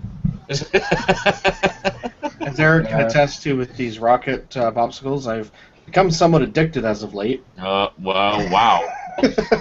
All right, They're Chad. Almost good, every but single time he comes into a get it under hangout, control, Because- man. he has this guilty look on his face, and he either is holding a whole one or just the stick. Or a handful of sticks, apparently. So it's either happening or just That's happening. been bad. By the way, speaking of Quantum Leap Stout, Yeah. there is a complete series set of Quantum Leap coming What the out. fuck? That's the first 4 seasons. And I've been like lamenting that the last season is like now out of print and fetching not really collector's prices, but higher than normal prices. And I'm Higher like, than its worth prices. You can probably get the complete series set for less than you would pay for the last season. it's gonna be like $40, and I'm just gonna be like, This is what you do, Stout. You go onto eBay, sell the first 4 seasons, buy the complete series first, Yeah. and then sell the seasons to make back the money. Yeah, there you go. Problem solved. There you go. Yeah. Problem saying so. Now, question: I don't have any sets. Are any of them flipper discs? a lot of them. Aha. The complete series set won't be. Aha. Well, then I'm getting the complete series. As far as I know. Now, the real question here is, will it contain all the original music from the original series? Oh, well, These that's... season sets do not. No, It's it's just a repackage. Ah. It's what you It's have, just too but expensive. on not flipper discs and packaged all together. How much is it going to be? Do they have like a... I don't know, $8 bajillion. Let me look. MSRP have shut the fuck up and buy it already. I don't even know if they listen. $500? What the... Let me He take a cries look and he here. clicks buy now. Of course, when I look up Quantum Leap on eBay, what's the first thing I Oh my goodness. Why the fuck is Ator the Fighting Eagle $17 goddamn dollars? No one will buy it for $17. It's fucking Ator. Jesus Christ. And the first thing that shows up for Quantum Leap is the sold auction for the Playgirl March Hey, 1995 magazine. What was that about Ator the Fighting Eagle? Featuring I said, why the Scumbag. fuck is Ator the Fighting Eagle $17? Nobody wants Ator the Fighting Eagle for $17. Is that not? Is that? It's a terrible sword and sorcery film. Oh. And I would Someone buy it for like paid money 10. for- 17 is too much. Okay. Yeah. Shit. Look at that. Chest hair. Edition. Okay. So where the fuck is it? If this is it on Walmart, $150 is way too goddamn much. Just What? Here we It's are. all safe. Here we are. Found it.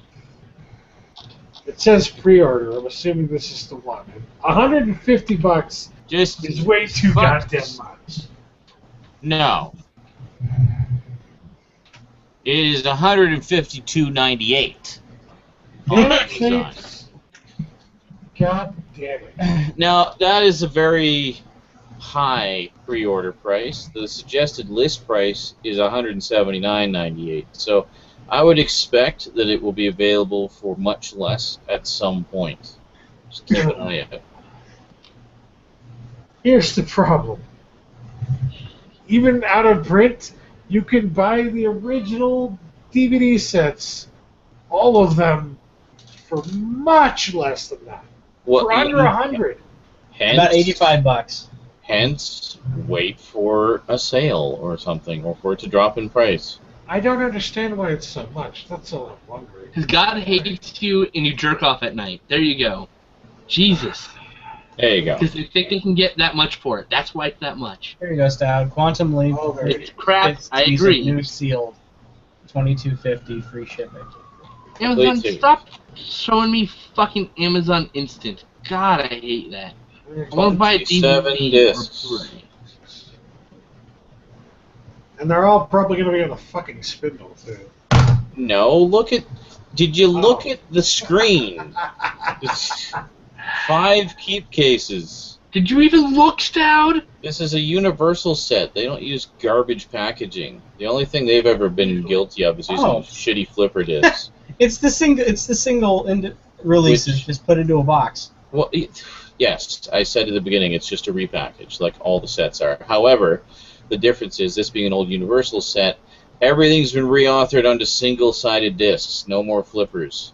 That's the one big reason to get their complete series sets of their old releases. Like, for example, Magnum PI, Knight Rider, Columbo, all those sets used to have flippers in the single seasons. Don't in the complete series sets. Tower Egg, the Desert Warrior. Especially a big deal because Universal's flipper discs were notorious for having issues. Notorious, I say. No. Notorious. Notorious.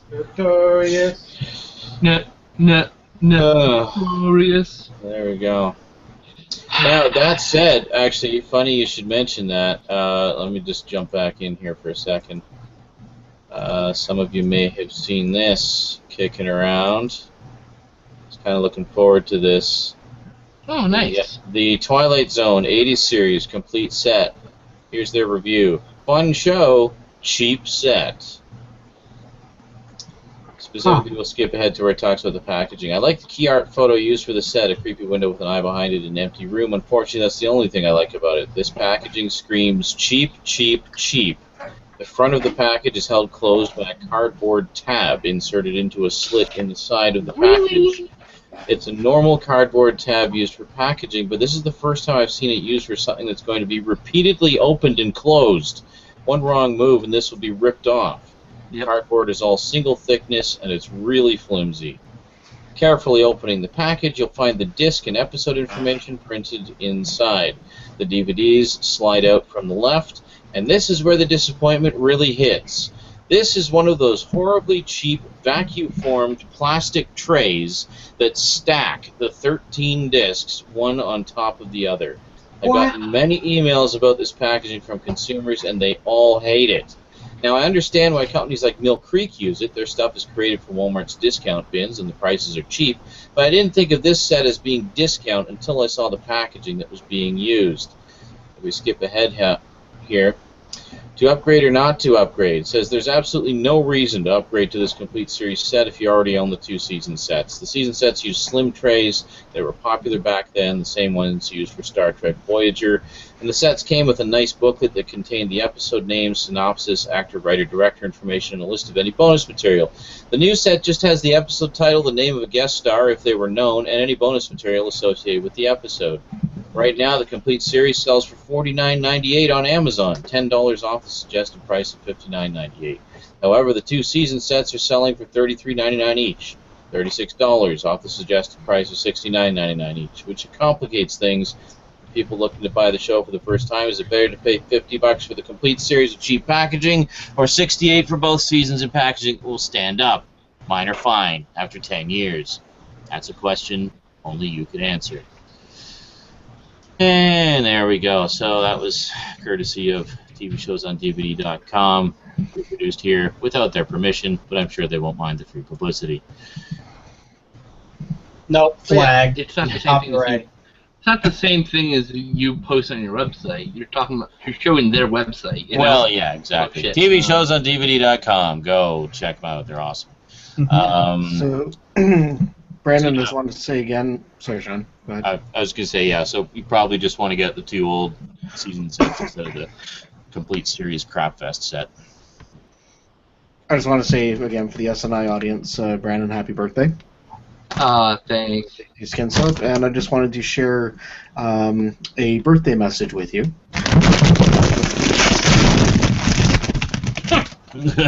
Happy birthday. Cass, I'm falling in love with you. You should probably stop.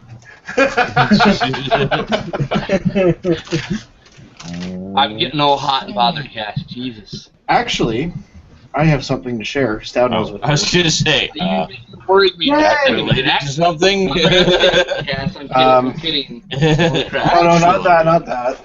And Sean, you can feel free to set this. It's a video. Feel free to share this with the text chat audience. Okay. For my work term that I just did, I had to do a project at the end of it. Oh God. And like basically a report of what the company was about and what we learned and stuff like that. So I chose to do it as a video. Oh God. So needless to say, since no. I was doing this completely unscripted, and it was about 3 in the morning when I finally decided to tackle it, Oh no. many bloopers ensued. Oh God. And so I put them together into a blooper reel edited for boy. you guys. Awesome. All right. Well, now I'm gonna have I'd to like to add see the this link all to the week. description too. Okay, so I just put the link in our chat here. I got the copy paste here, huh? All right. Hold on. You have to do your YouTube thing. I'll put it in the chat. Yeah. Put this on the big screen. Hold on. I put this on the big screen. Let's see here. Make sure This is the wish list. Just your tracking and told story of VHS. And rewind this and video nasties definitive edition. All that. Okay. Bam. Why are you narrating? Because I felt like it. Okay. You know, I'm pulling if it there's out. something you want us to show, you want to show us that you have, you can just show us. I'm just pulling this out.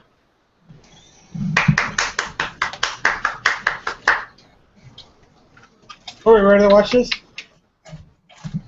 Almost. Alright, so you will find this video in the description as Cass's blooper vid.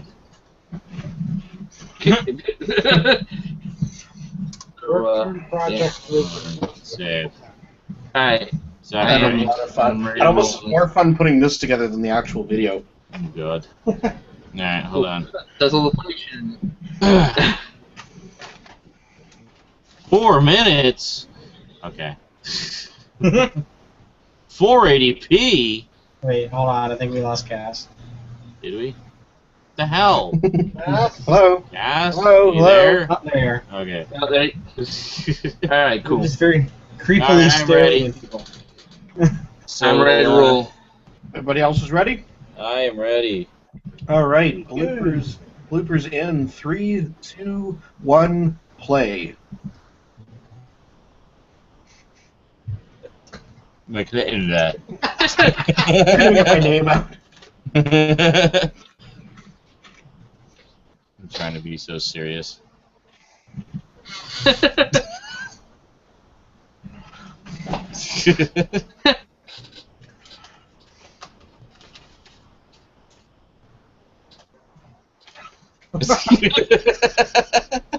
I love that. Which way should I face? I was getting screwed up with the mirrored image from the webcam. Yeah, yeah.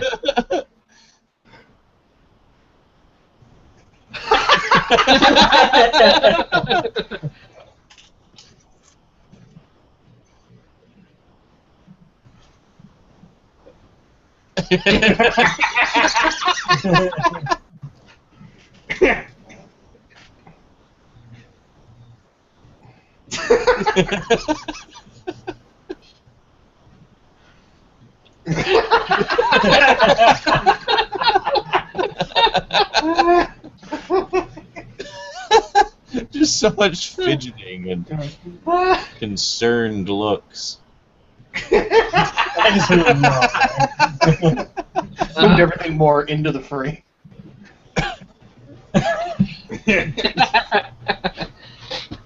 Oh, the headphones again? Yeah. Keep leaving that headphones on.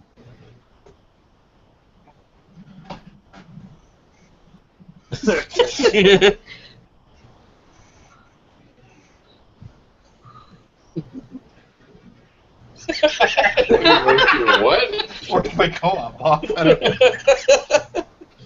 I worked my cock off.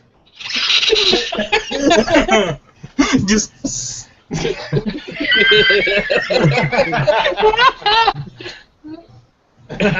get some mic out off this. Oh. The headphones again. Yeah. It was an earlier take.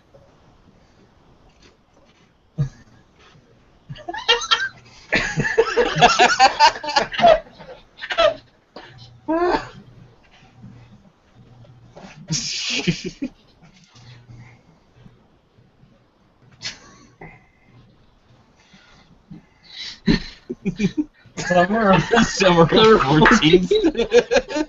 It was the summer of 14.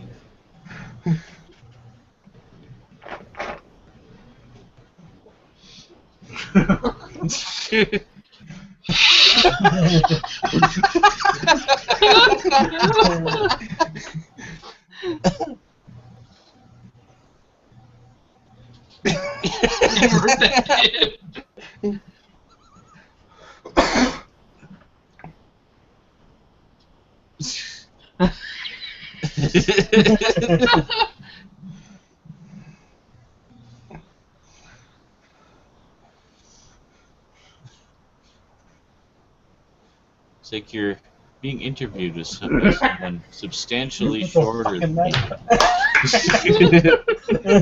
Oh god.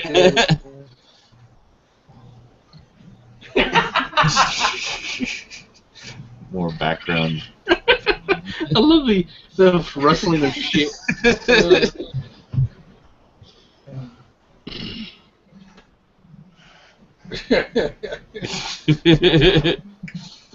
Oh, wow.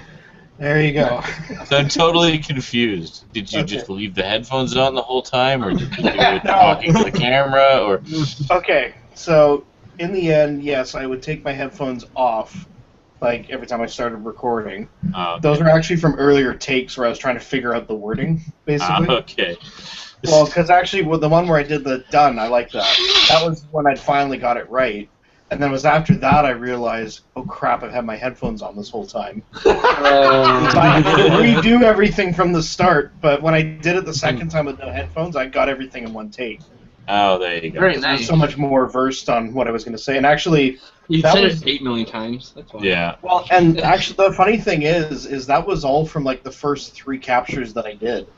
And I think I did about 15 or so in total for like each question I had to answer. So the later ones, like I just knew what I wanted to say, or I'd have a small flub and just start again, nothing major. But that was the vast majority of the screw ups were all at first. Someone gift Yeah, I me loved that whole sliding $1 on everything more Amazon. into the frame. And I was I near- moved it the wrong way. You're being so careful, like, okay, like, perfect. Oh. Well, this is a heavy stack of books. Like I didn't want to just shove everything over. That would have been fucking hilarious. Just like, Cassidy, the king of slapstick. Book falls on my foot. Ow! Just an avalanche of books. Ah! Well, I love the whole part where I was like, no, it looks too weird if I'm off the side like this. I'll do more like this. But I forgot then the Yeti would be in the frame. Yeah, I know. Because I moved it, and then I didn't actually notice until I turned to talk, and then I saw it just sitting there. I'm like, oh. Hello? Obvious, Mike is obvious. That was fucking And in brilliant. the summer of 14, fuck! During the summer, I worked my car. Well, I worked my co-op. It didn't sound like, yeah. Sounds like you work in a car, aren't you? I worked my cock off. Yep, yeah, that's right. you know, that's what I heard. God, spent that the was whole brilliant, summer Chaz. jerking Thank off. you. Shit, I'm literally $1.50 away from being able to buy this shit. By what? I have $56 in my Amazon account for my birthday. Oh. So I was buying myself a bunch of shit that I wouldn't normally buy myself because, well, one, I can't afford it, and 2, reasons. Okay. Fair enough. Like, I have a bunch of triple features. Like, I have the Midnight Movies 1 and 3, which has the Big Racket, Heroin Busters, and Street Law. which are 3 Enzo Castellari films that are action Italian films. And I got a bunch of 2 of the 4 Shout Factory sets. Oh yeah, I've got one of those in my wish list. And then I got it in my save for later section of my basket. And I have this Fernando Di Leo Italian Crime Collection, Volume 2. I already have Volume 1. I really like the director, so I'm like, just trying to find. Cover.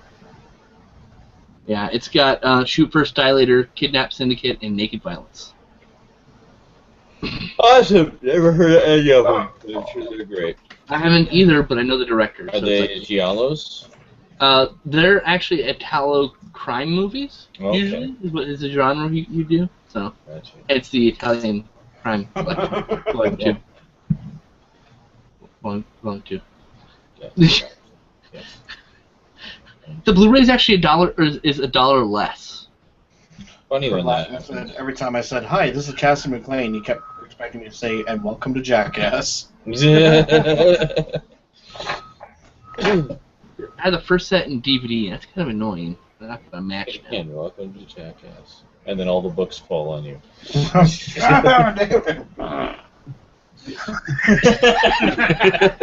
That's what books falling on me sounds like. Yes. It reminds me of that video of the guy on the treadmill. Loses control on the treadmill, falls off, slides off of it, and then the bookshelf falls over on him. Oh yeah. Oh, God.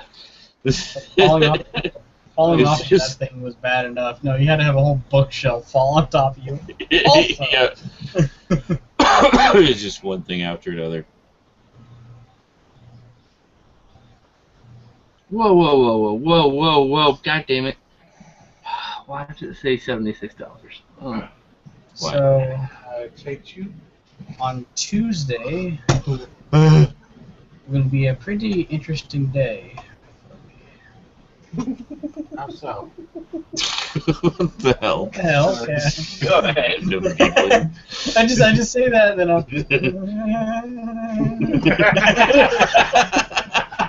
Suddenly Peter Griffin was in the room. Like so serious. It will be a most interesting day, and I'm just like. I heard Sean's fart again in the stream. That's why. It was such a perfect sounding fart. It was just like. Yes, Very Tuesday matter will of be fact. a very good day.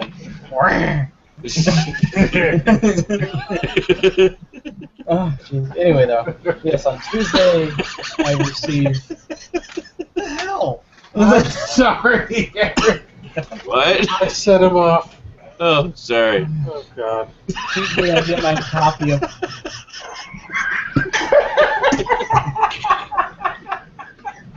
My friend.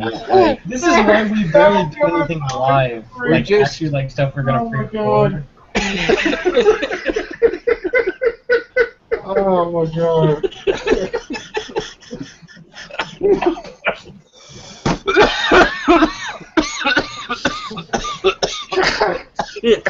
Oh my god.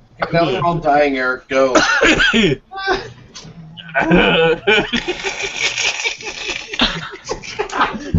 What the hell, John? I don't even know anymore. Oh, God.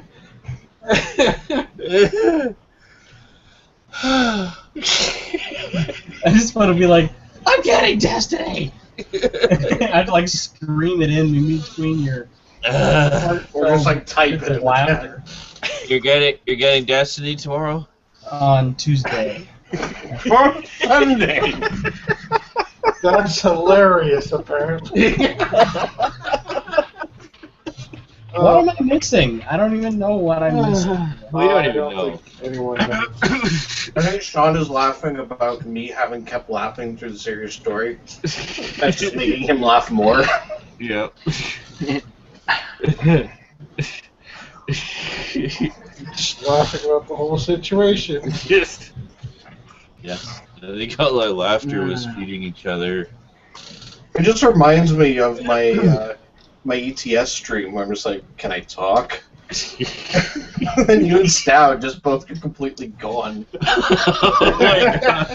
I was trying to ask you for help with XSplit. I'm like, how do I change the volume control with like a delay? Skinson had to like guide me, not knowing how the program worked, and like do my sound checks for me. Oh my god. That's right. Oh my god, I could not stop laughing. I don't know what it was that I found so funny about it either. I think it all started with the, oh, it's getting choppier. Actually, I could post that. I have that video. You should. I need to get, I want the whole thing. So I remember I tried to download it off of Twitch and I could only get like the first 15 minutes or something stupid like that. I have the whole raw capture somewhere, but I also have like just segments of the best parts.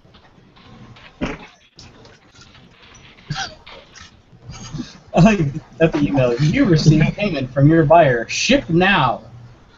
Immediately. No! Get off your ass and go to the post office. Yes. I'll We're back in up. Sean's case shit now. Wake up a postal worker. Excuse me, send my package. I need to send this package. PayPal told me to ship it now. Right now! At 2 in the morning on Saturday. Yes. I guess my question is what does this guy do? Never mind. I mean, it's a dumb thought, but when you say it out loud, it doesn't sound as dumb. Oh. It's just like, what is this guy doing paying for stuff and buying things on eBay at fucking 2 o'clock in the morning? I guess, what am I doing sending counter offers at 2 o'clock in the morning? It's like, oh yeah, we all do that. But yeah, anyway, yeah, I'm getting... What a loser. Just League gets released on Tuesday, and then also I just happened to plan, didn't really, but I just happened to fall on that, is that I get my copy of Sweet Home via Famicom as well. I That's think, going sir, to be... you mean St. John's Wort? No. No. That's Ogurishu or something. Oh. Whatever that was. But no, yeah, St. John's Wort. But no, that's going to be my Halloween game. Yeah. I'm going to play this year. It is the grandfather of the modern horror genre. Which one? Sorry, which one is it? Called Sweet Home. Oh, I think you told me about that. Yeah, it's based off of a cheesy 80s Japanese movie that we totally need to watch this Halloween. But yeah, I have an English translation for it, so I'm going to be able to play it. Hopefully.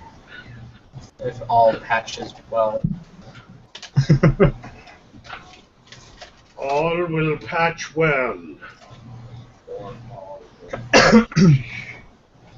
Yeah. Nice. Yeah, so the IPS patches got patched and fixed, so now the Super Nintendo patches work. But there's another problem on top of that. Mm-hmm. I don't think they're ever going to win this battle, to be honest. I found out that the term IPS, well, just IPS patching for Nintendo, Super Nintendo, and like PlayStation and stuff like that, they all use this format, except for Sega. Oh. Sega Genesis, Sega Mega Drive, Sega Master System, they use a patching format called X Delta.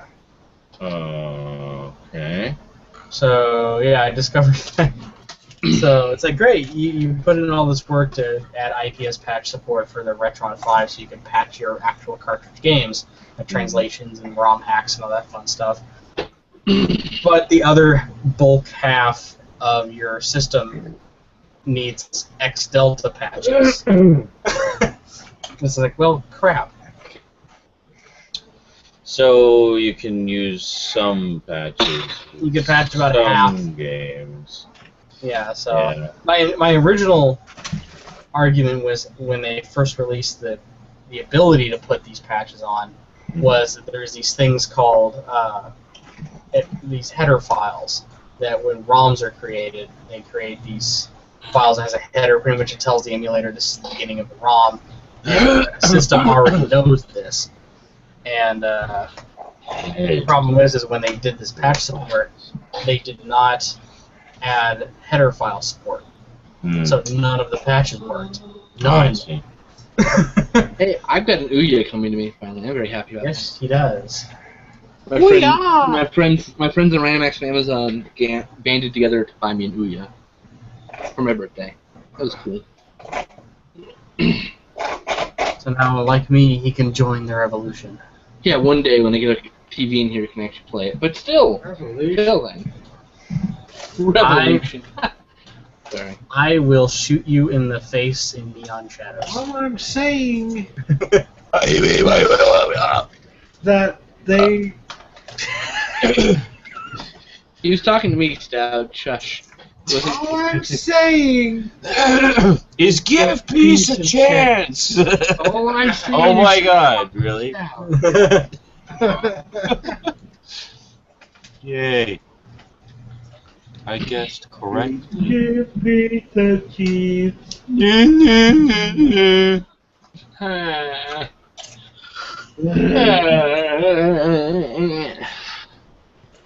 Looks good. And the question is, which episode is it?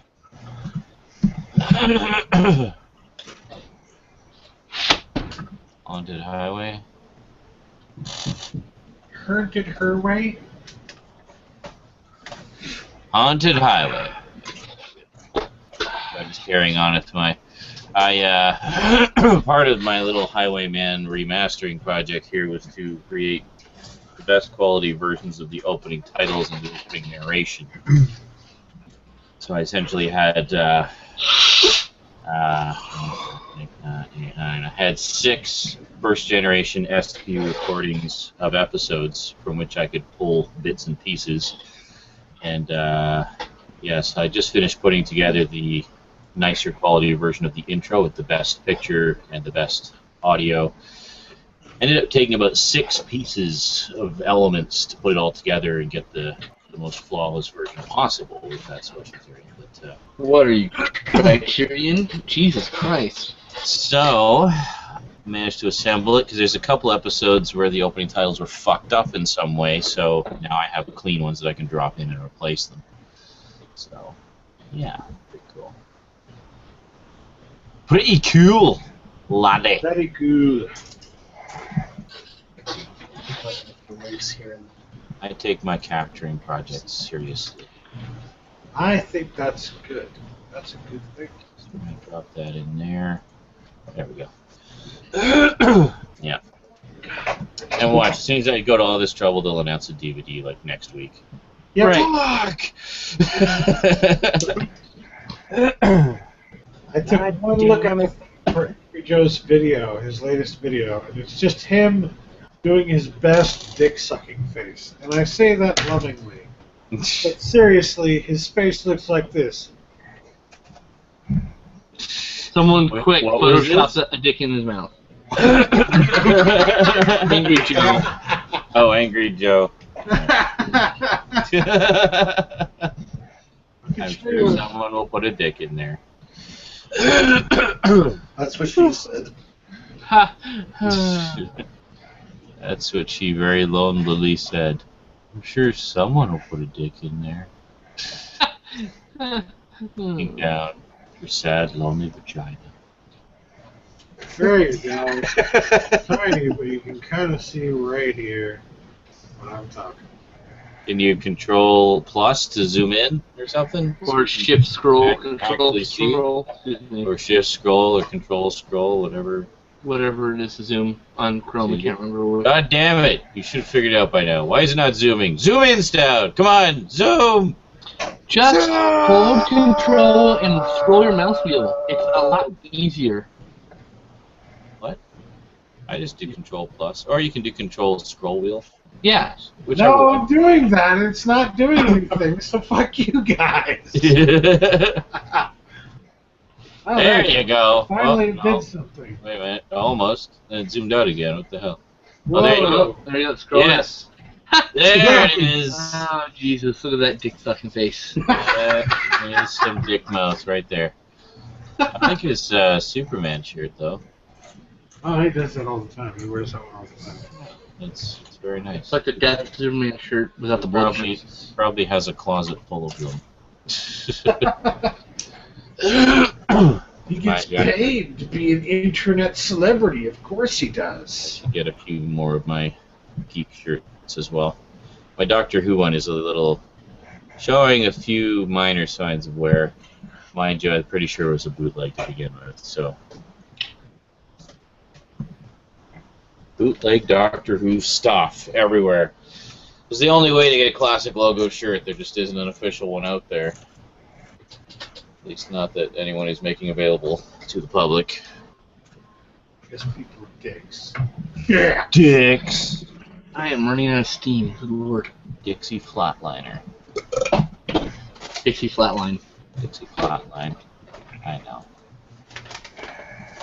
It's like the coolest fucking character too. Absolutely. Good old Dix. I think he calls him Dix a few times. That's, He does, yeah. God, there's this fucking in the chat. Any good burger spots in Brandon? yeah, Paul Eric. You mean? Yeah. I'm like, ask you. You fucking live there. I don't fucking live there. There's this. I haven't been there in so long, but there's this great fucking burger joint in Vancouver, and you need to go there. Now, I'm trying to remember what it is. Wait.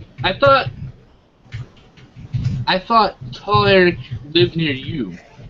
I'm assuming he does, since we've met. Okay. And you don't know where any good burger joints are? Where do you fucking live? I do. What kind of fat man are you? I haven't been there in like a year or two. Fucking. Why haven't you been there near to, you fat ass? Get out there to eat. Jesus. Oh God. Eat.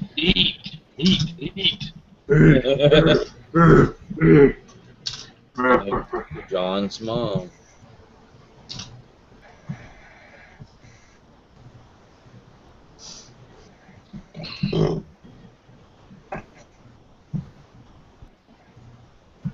The chat over here.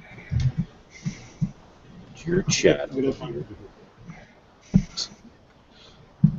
even know how that's even an insult. Put your mom's chat over here. Probably would. An asshole like that. Yeah, man. Absolutely. Wow. Fucking lie.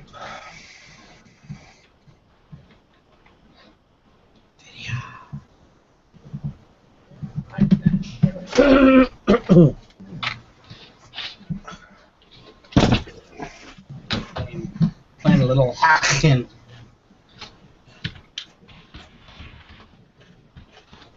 That's not my password.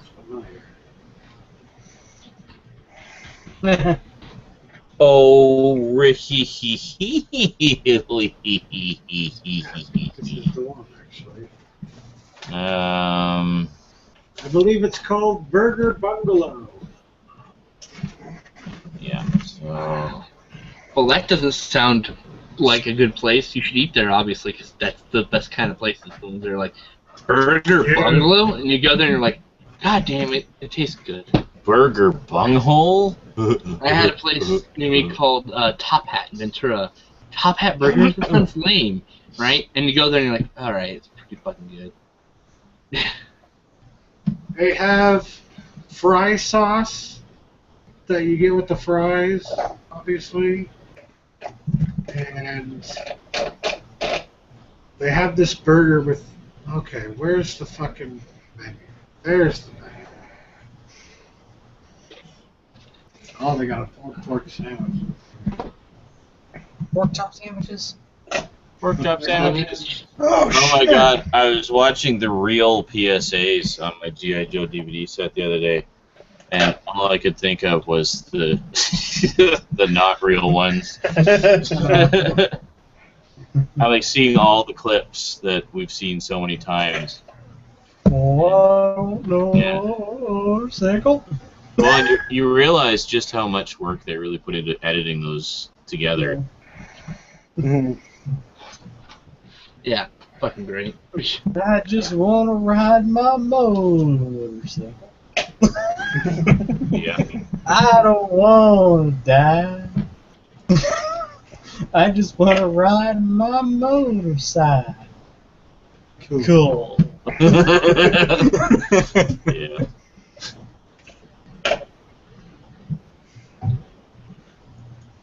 So that's one frame way. Ah, yes, the Shut Yo Mouth Burger. Shit in your mouth burger? Shut yo mouth. Oh. I thought you called it the shit in your mouth burger. It's ironically titled because it comes with homemade Shut Yo Mouth sauce, which has ghost chilies inside, sliced jalapeno, and habanero.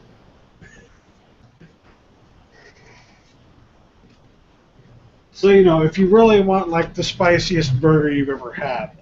In your Sounds life. delicious, actually. The great thing about this is that they have grass-fed beef, and it's just the fucking best burger ever! Fucking bomb. I want to go back there now. I haven't been in a while because it's in frickin' Vancouver. It's hard to get there. But if you have the transportation to get there, do it. No. Do it. That way. Do it. Do it. Expect to spend at least $10 to $15. They are real price. It's fucking worth it. Oh, fucking God.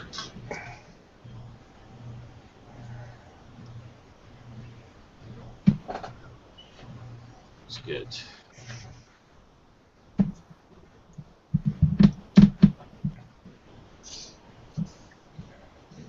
That's my had last time.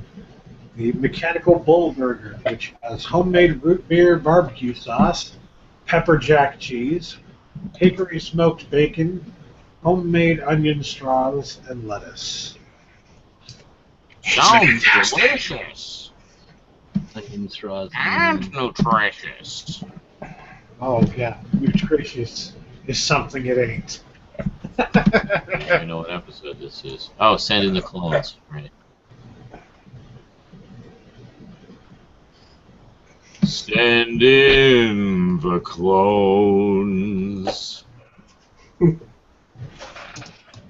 Actually, really good episode. Fucking A, there's one. Send in the clones. What is that from? Happy, Brain fart. yappy clones.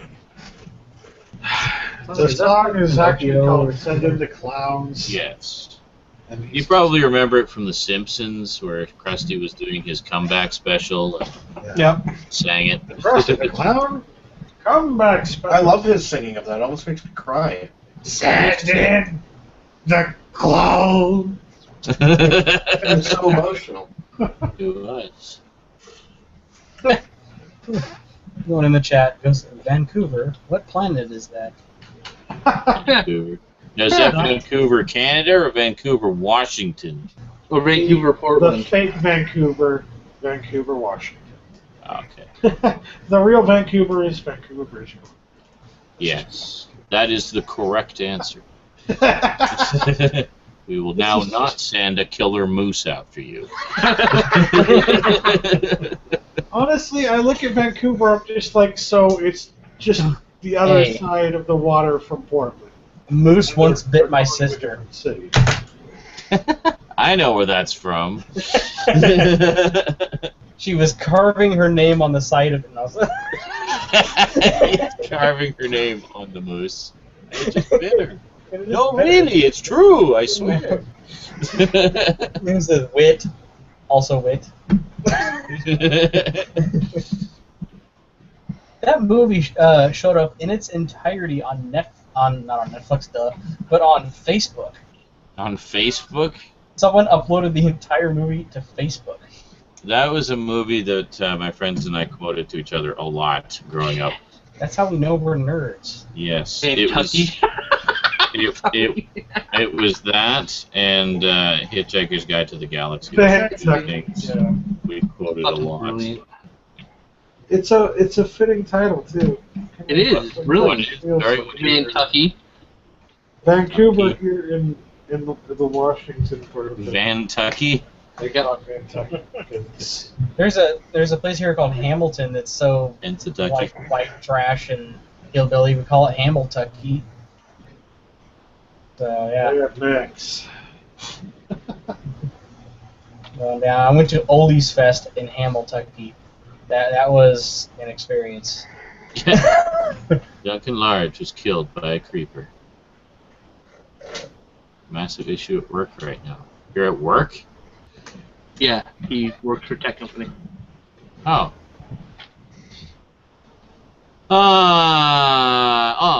I've totally been zoning on the chat here, guys. Sorry about that. Duncan asked me a while ago, how did Rosie like Ghostbusters? Actually, no, that was only 6 minutes ago. It's not that long. Well, for those who don't know, she loved it. She had an absolute blast. We really enjoyed it a lot. It was great seeing it on the big screen again. Literally had not seen it on the big screen since the summer of its original premiere. So it has been 30 years.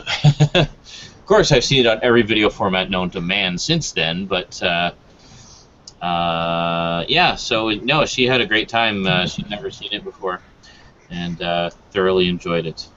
And I think I talked about it last week, so go watch last week's show if you want more. And it says Vancouver, BC is known here as Vancouver, Japanada. Japanada?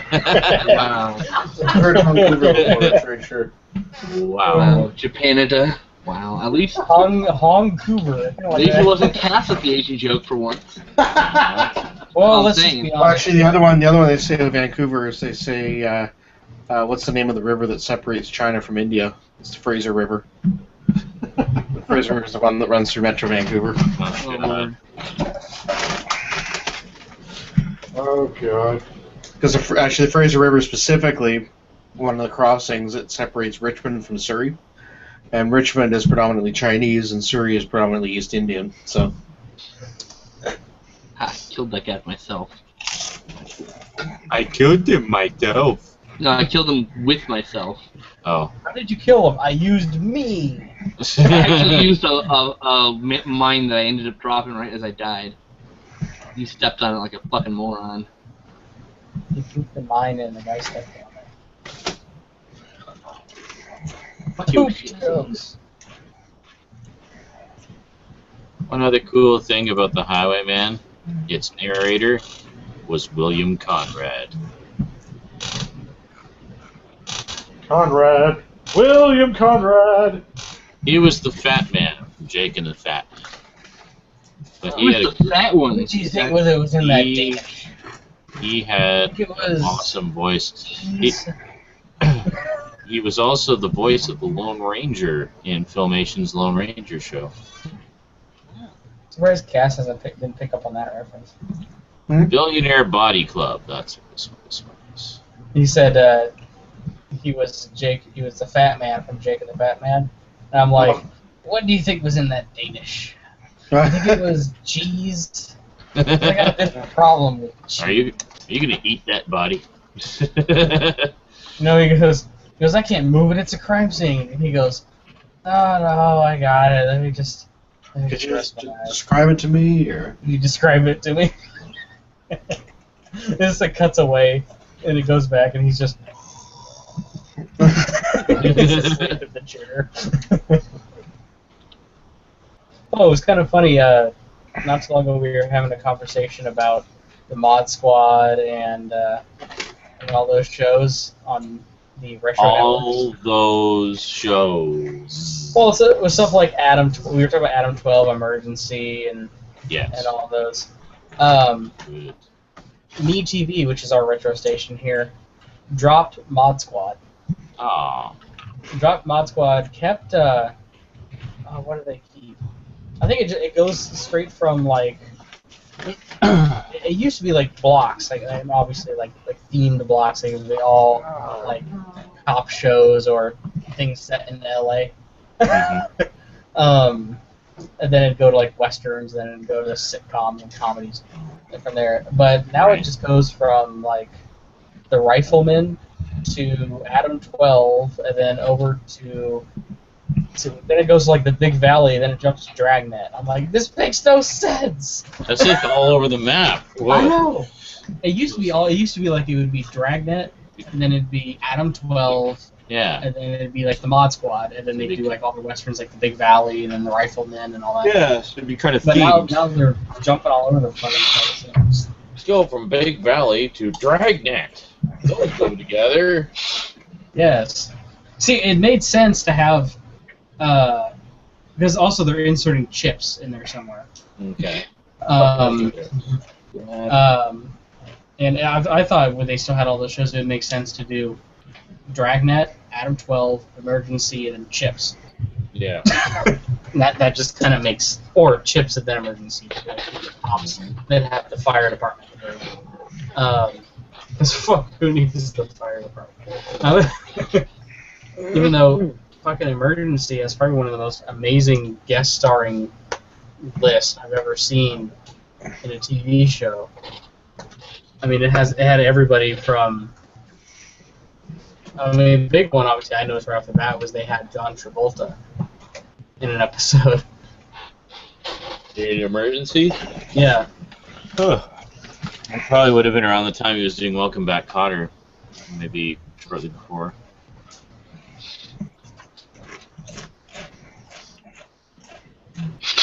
Emergency reoccurring guest stars. That sounded like you farted out of your mouth. Kind of did, yeah. That's what Alex says all the time. He thinks all my burps sound like farts. They do. That's why I'll say I They farted. do. Just matter of factly, they do.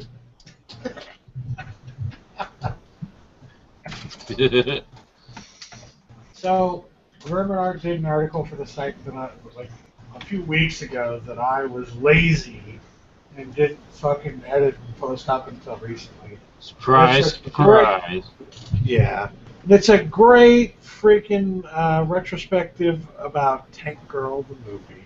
Oh, Tank Girl. Good old Tank Girl. I need to watch that again. I got the.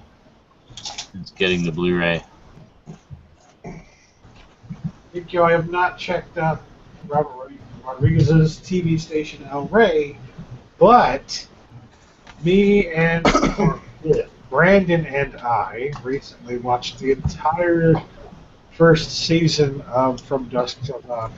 We don't know if they're going to do a second one, but yeah, it was fucking awesome. Like, aside from a few issues here and there, it was incredibly enjoyable. The issues being that, you know, some of the choices for directors and whatnot towards the end of the series were just like, wow, why did they choose this guy? He sucks. He's doing all of the wrong things. There we go. Wow, that's quite a list. It's not even the full list. Copy it here in the personal chat. This is a partial list of guest stars that were on Emergency. Mm-hmm. I'm guessing quite a few. It reads like a partial wrist. Partial wrist? What am I, freaking Asian? A partial list of the guest stars on Family Guy. That reads like. Or maybe the guest stars on Simpsons. Well, it's easier to do guest stars when the show's animated. Yeah, that's true. Does your meat? Oh, Ludo asked if my meat TV show Batman '66. It used to. It used to show the original '60s Batman, but not anymore. There's still commercials for it, like it as like bumpers, but I don't think they actually show it. What the fucking glitch is happening here? Glitchity glitch. Glitch. Ah, you like glitches, do ya? Rosie uses And in this corner, we have nothing. not from having watched that, but just she understands the concept of glitches. And in points the them other out when corner, they weighing a whopping 0 pounds, 0 ounces, nothing. One of the all-time great AVGN episodes. Get down with your bad self. That, the Batman episode, the Crazy Castle episode. For me, I actually Overture really like episode, the. Die Hard episode. I like all of his console reviews when he talks about a specific console. More specifically, Oh, his, like about the actual systems. yeah, his Check. both of his Another one. two-parters he did about the Yeah. Intellivision and the ColecoVision, Yeah. and then the two-parter Double he did vision. about then the parts he did about the Sega Genesis, the Sega CD, and then the 32X. I like the one with the Jaguar when he shat in the CD attack. It was not a fucking perfect toilet. analogy for this system. It's a fucking toilet. Yeah. But I just thought, yeah, when he shows like the overhead shot of when he actually has everything hooked up to the Sega CD, the Sega 32X, and the Sega Genesis, all those wires. And then another one he goes, what a perfect analogy. He goes, it's on fucking life support. He goes, it's That's sticking right, out I the remember top. that. He goes, you got this thing plugged in the side, this thing plugged in the top. It's just like an ugly tumor. That's what it was. It did. It looked like a mushroom-shaped tumor that was just kind of coming off the top of the thing. The poor Genesis there is going, please God, get this shit off me. Alright. So I ordered, I'm now officially 100% getting the limited edition Halloween set. The limited edition? Yep. What's the difference again? 5 more discs. 5 more discs of what? You get the bonus content discs, and you get the producer's cut. Those are included in all the 4. editions. I thought it was additional swag in the limited edition, not disc content. I don't know, I got limited edition because, well, fuck, limited edition. Well, So few Scream Factory releases, and I love Halloween so much. there's the... Yeah, I'm pretty sure the disc content is the same for both. I think it's like additional goodies that you get with it, like physical goodies. There's 5 Voucher more for the discs Warrior in the Cat. limited edition. Are you sure about that? Yep, go ahead and look on Amazon. One's a 10 disc, one's a 15 disc, dude. I don't believe Amazon. Show me a legitimate source. Go to fucking Scream Factory and look at it. It'll show you 5 more discs.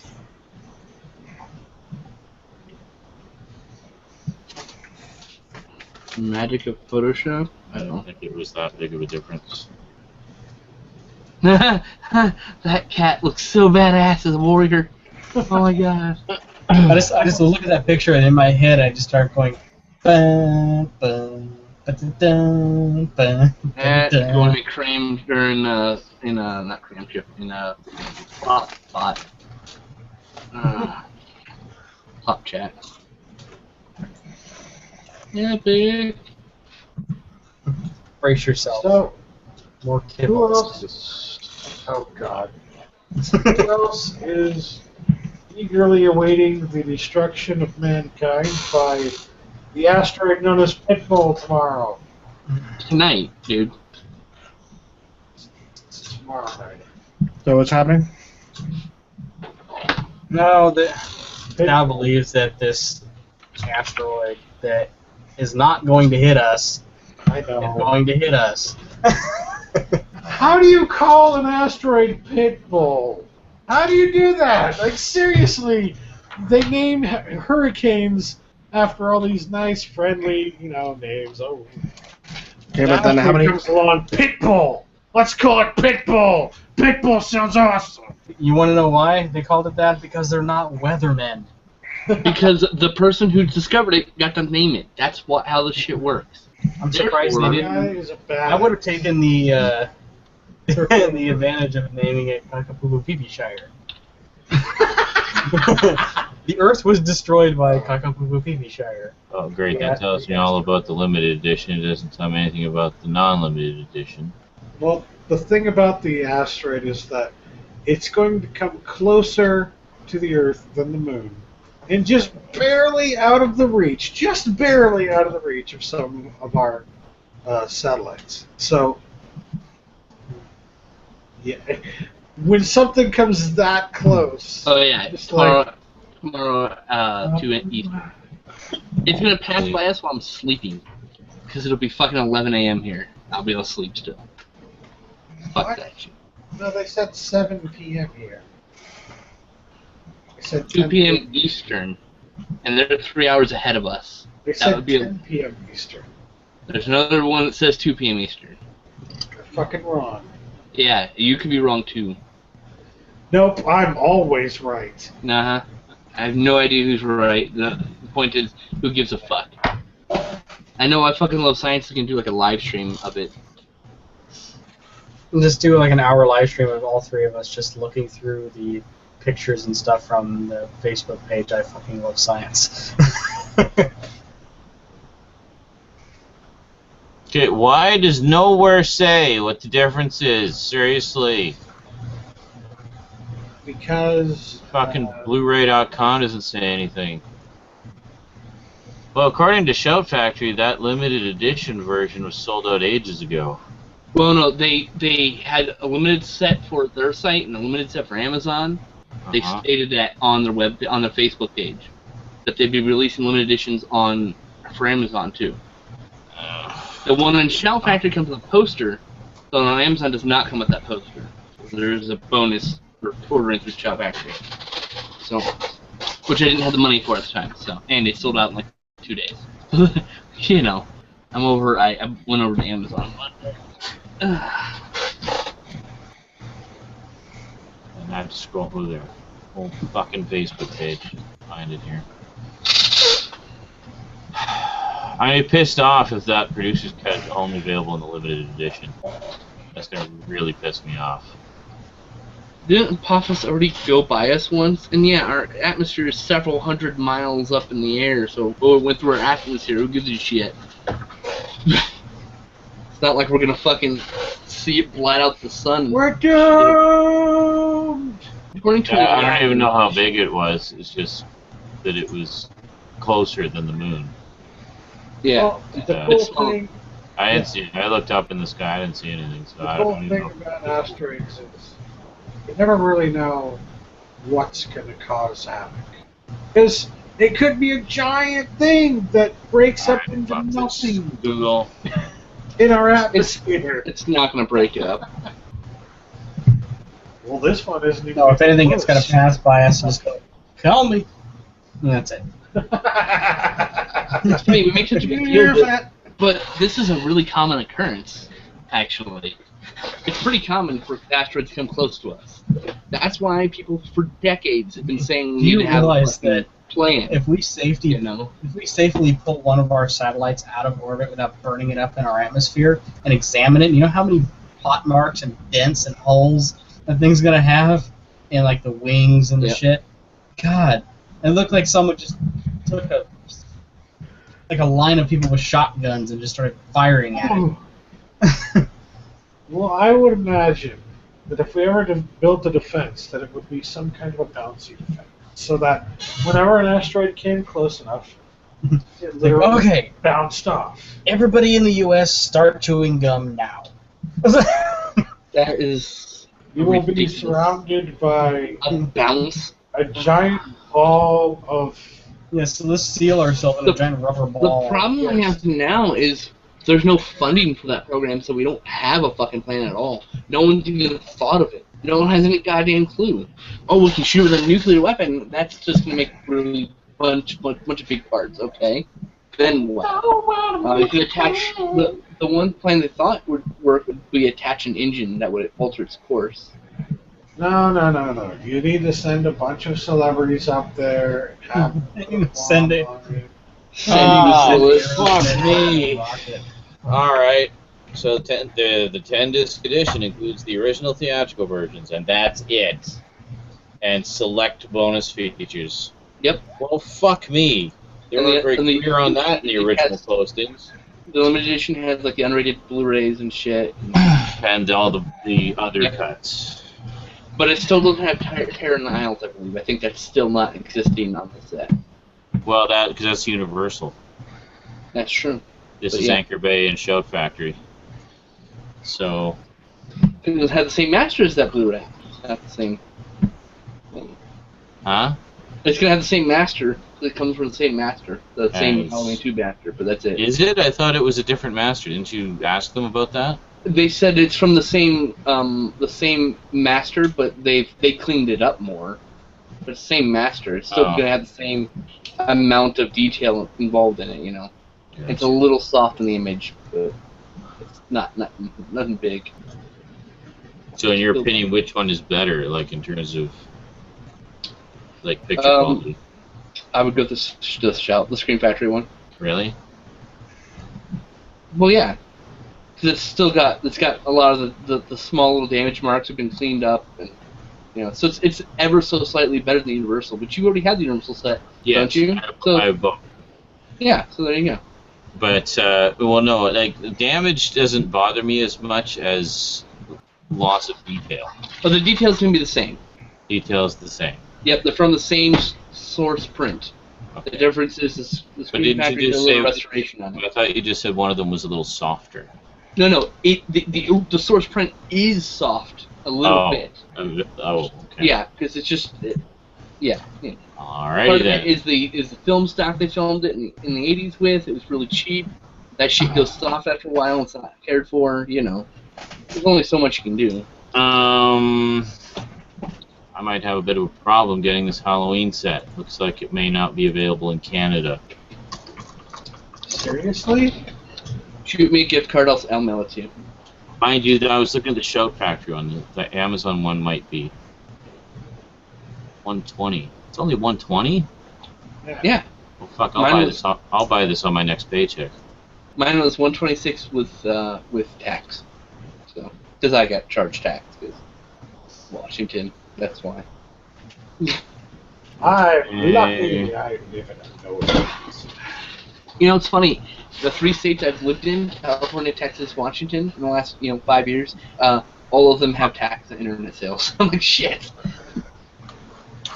All right. Well, I'll try to order it on my next paycheck, and if it doesn't go through, I'll contact one of you fine gentlemen. Yep. We'll make it happen. Amazon.com gift card, and I'll mail it to you, no problem. I'll eat this shipping. You must have this set. I don't care. That's And strange. like I said, as a friend, I'll eat the shipping cost to you. I don't give a shit. Yeah. Like $8, $10, whatever. Oh, excuse me. The remaker says he loves his Godzilla episode, referring to the AVGN I'm talking about before. Oh yeah. That is also a great episode. Shit.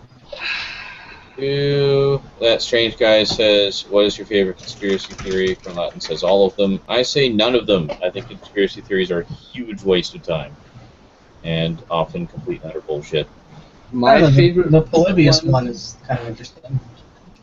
My favorite conspiracy theory is the false flag operation that everyone claimed to have in Cuba, because there's actual official documents that came out later that prove that they actually did do a false flag operation in Cuba they were going to, I should say, to try to get us into a war with Cuba called Operation Northwoods. You can actually look it up. It exists. So it was a conspiracy theory that was then proven correct later. That's why I like it so much. I was like, hey, look. That's rare, but it happens. Yeah, they got one right. Yeah, that's They why I got like it. one right. Exactly. That's why I like it, because they actually got one right. One. My favorite conspiracy theory is the movie Conspiracy Theory, starring. That movie's so good. I So actually bad really sometimes. I enjoyed that movie. Saw it in theater. I saw it on VHS. I owned it. People who are unaware of the Polybius conspiracy theory, Polybius, in a nutshell, was a mysterious arcade machine that showed up at random arcades, and people who played it reported euphoric feelings, they passing out, waking up in random areas, and some of the owners of it's this weird. Some people say that it was used for government testing, and it was disguised as an arcade machine. And supposedly it was created by I believe it was the creator of Pac-Man. Oh. I'm not, don't quote me on that. There's a whole story behind that. But, yeah, some of the owners of the arcades that this machine showed up in have been on record saying that when the machine showed up, it was only there for a few days and people played it. And then, like, people in business suits came in and without even saying anything to him, just walked in, packed up the machine, and left. Yeah, it's a urban legend. That's what it's called. But yeah. Man in Black. It's a kind of thing, yeah. And it's so popular in both the urban legend and the conspiracy field that it's actually been parodied in. Actually, it was parodied in The Simpsons. Oh yeah. Among other, there's references to it in other games as a homage and stuff like that. But the story behind it. Omelette du fromage. Okay, so the current prevailing theory is it was actually an early release of Tempest that caused photosensitive epilepsy, motion sickness, and vertigo. That's the prevailing theory. Just possibly. Yeah. So here's a screenshot of the episode of The Simpsons. And if that's so, and if that's an alternate version of Tempest out there somewhere, I would love to see that. So it was first reported in 1998 on the website Coin-Op, which is a historical archive of Coin-Op video games. It even says property of U.S. government. Oblivious. Nice. What is this? Oh, there. It's The Simpsons. Triangle Wars. Triangle. Ironic that it's that next to a parody game, Triangle Wars, which could easily be a parody of Tempest. Like Tempest meets Asteroids kind of thing. Mm-hmm. Yeah, property of U.S. government. That's funny. That's actually the accurate logo, too.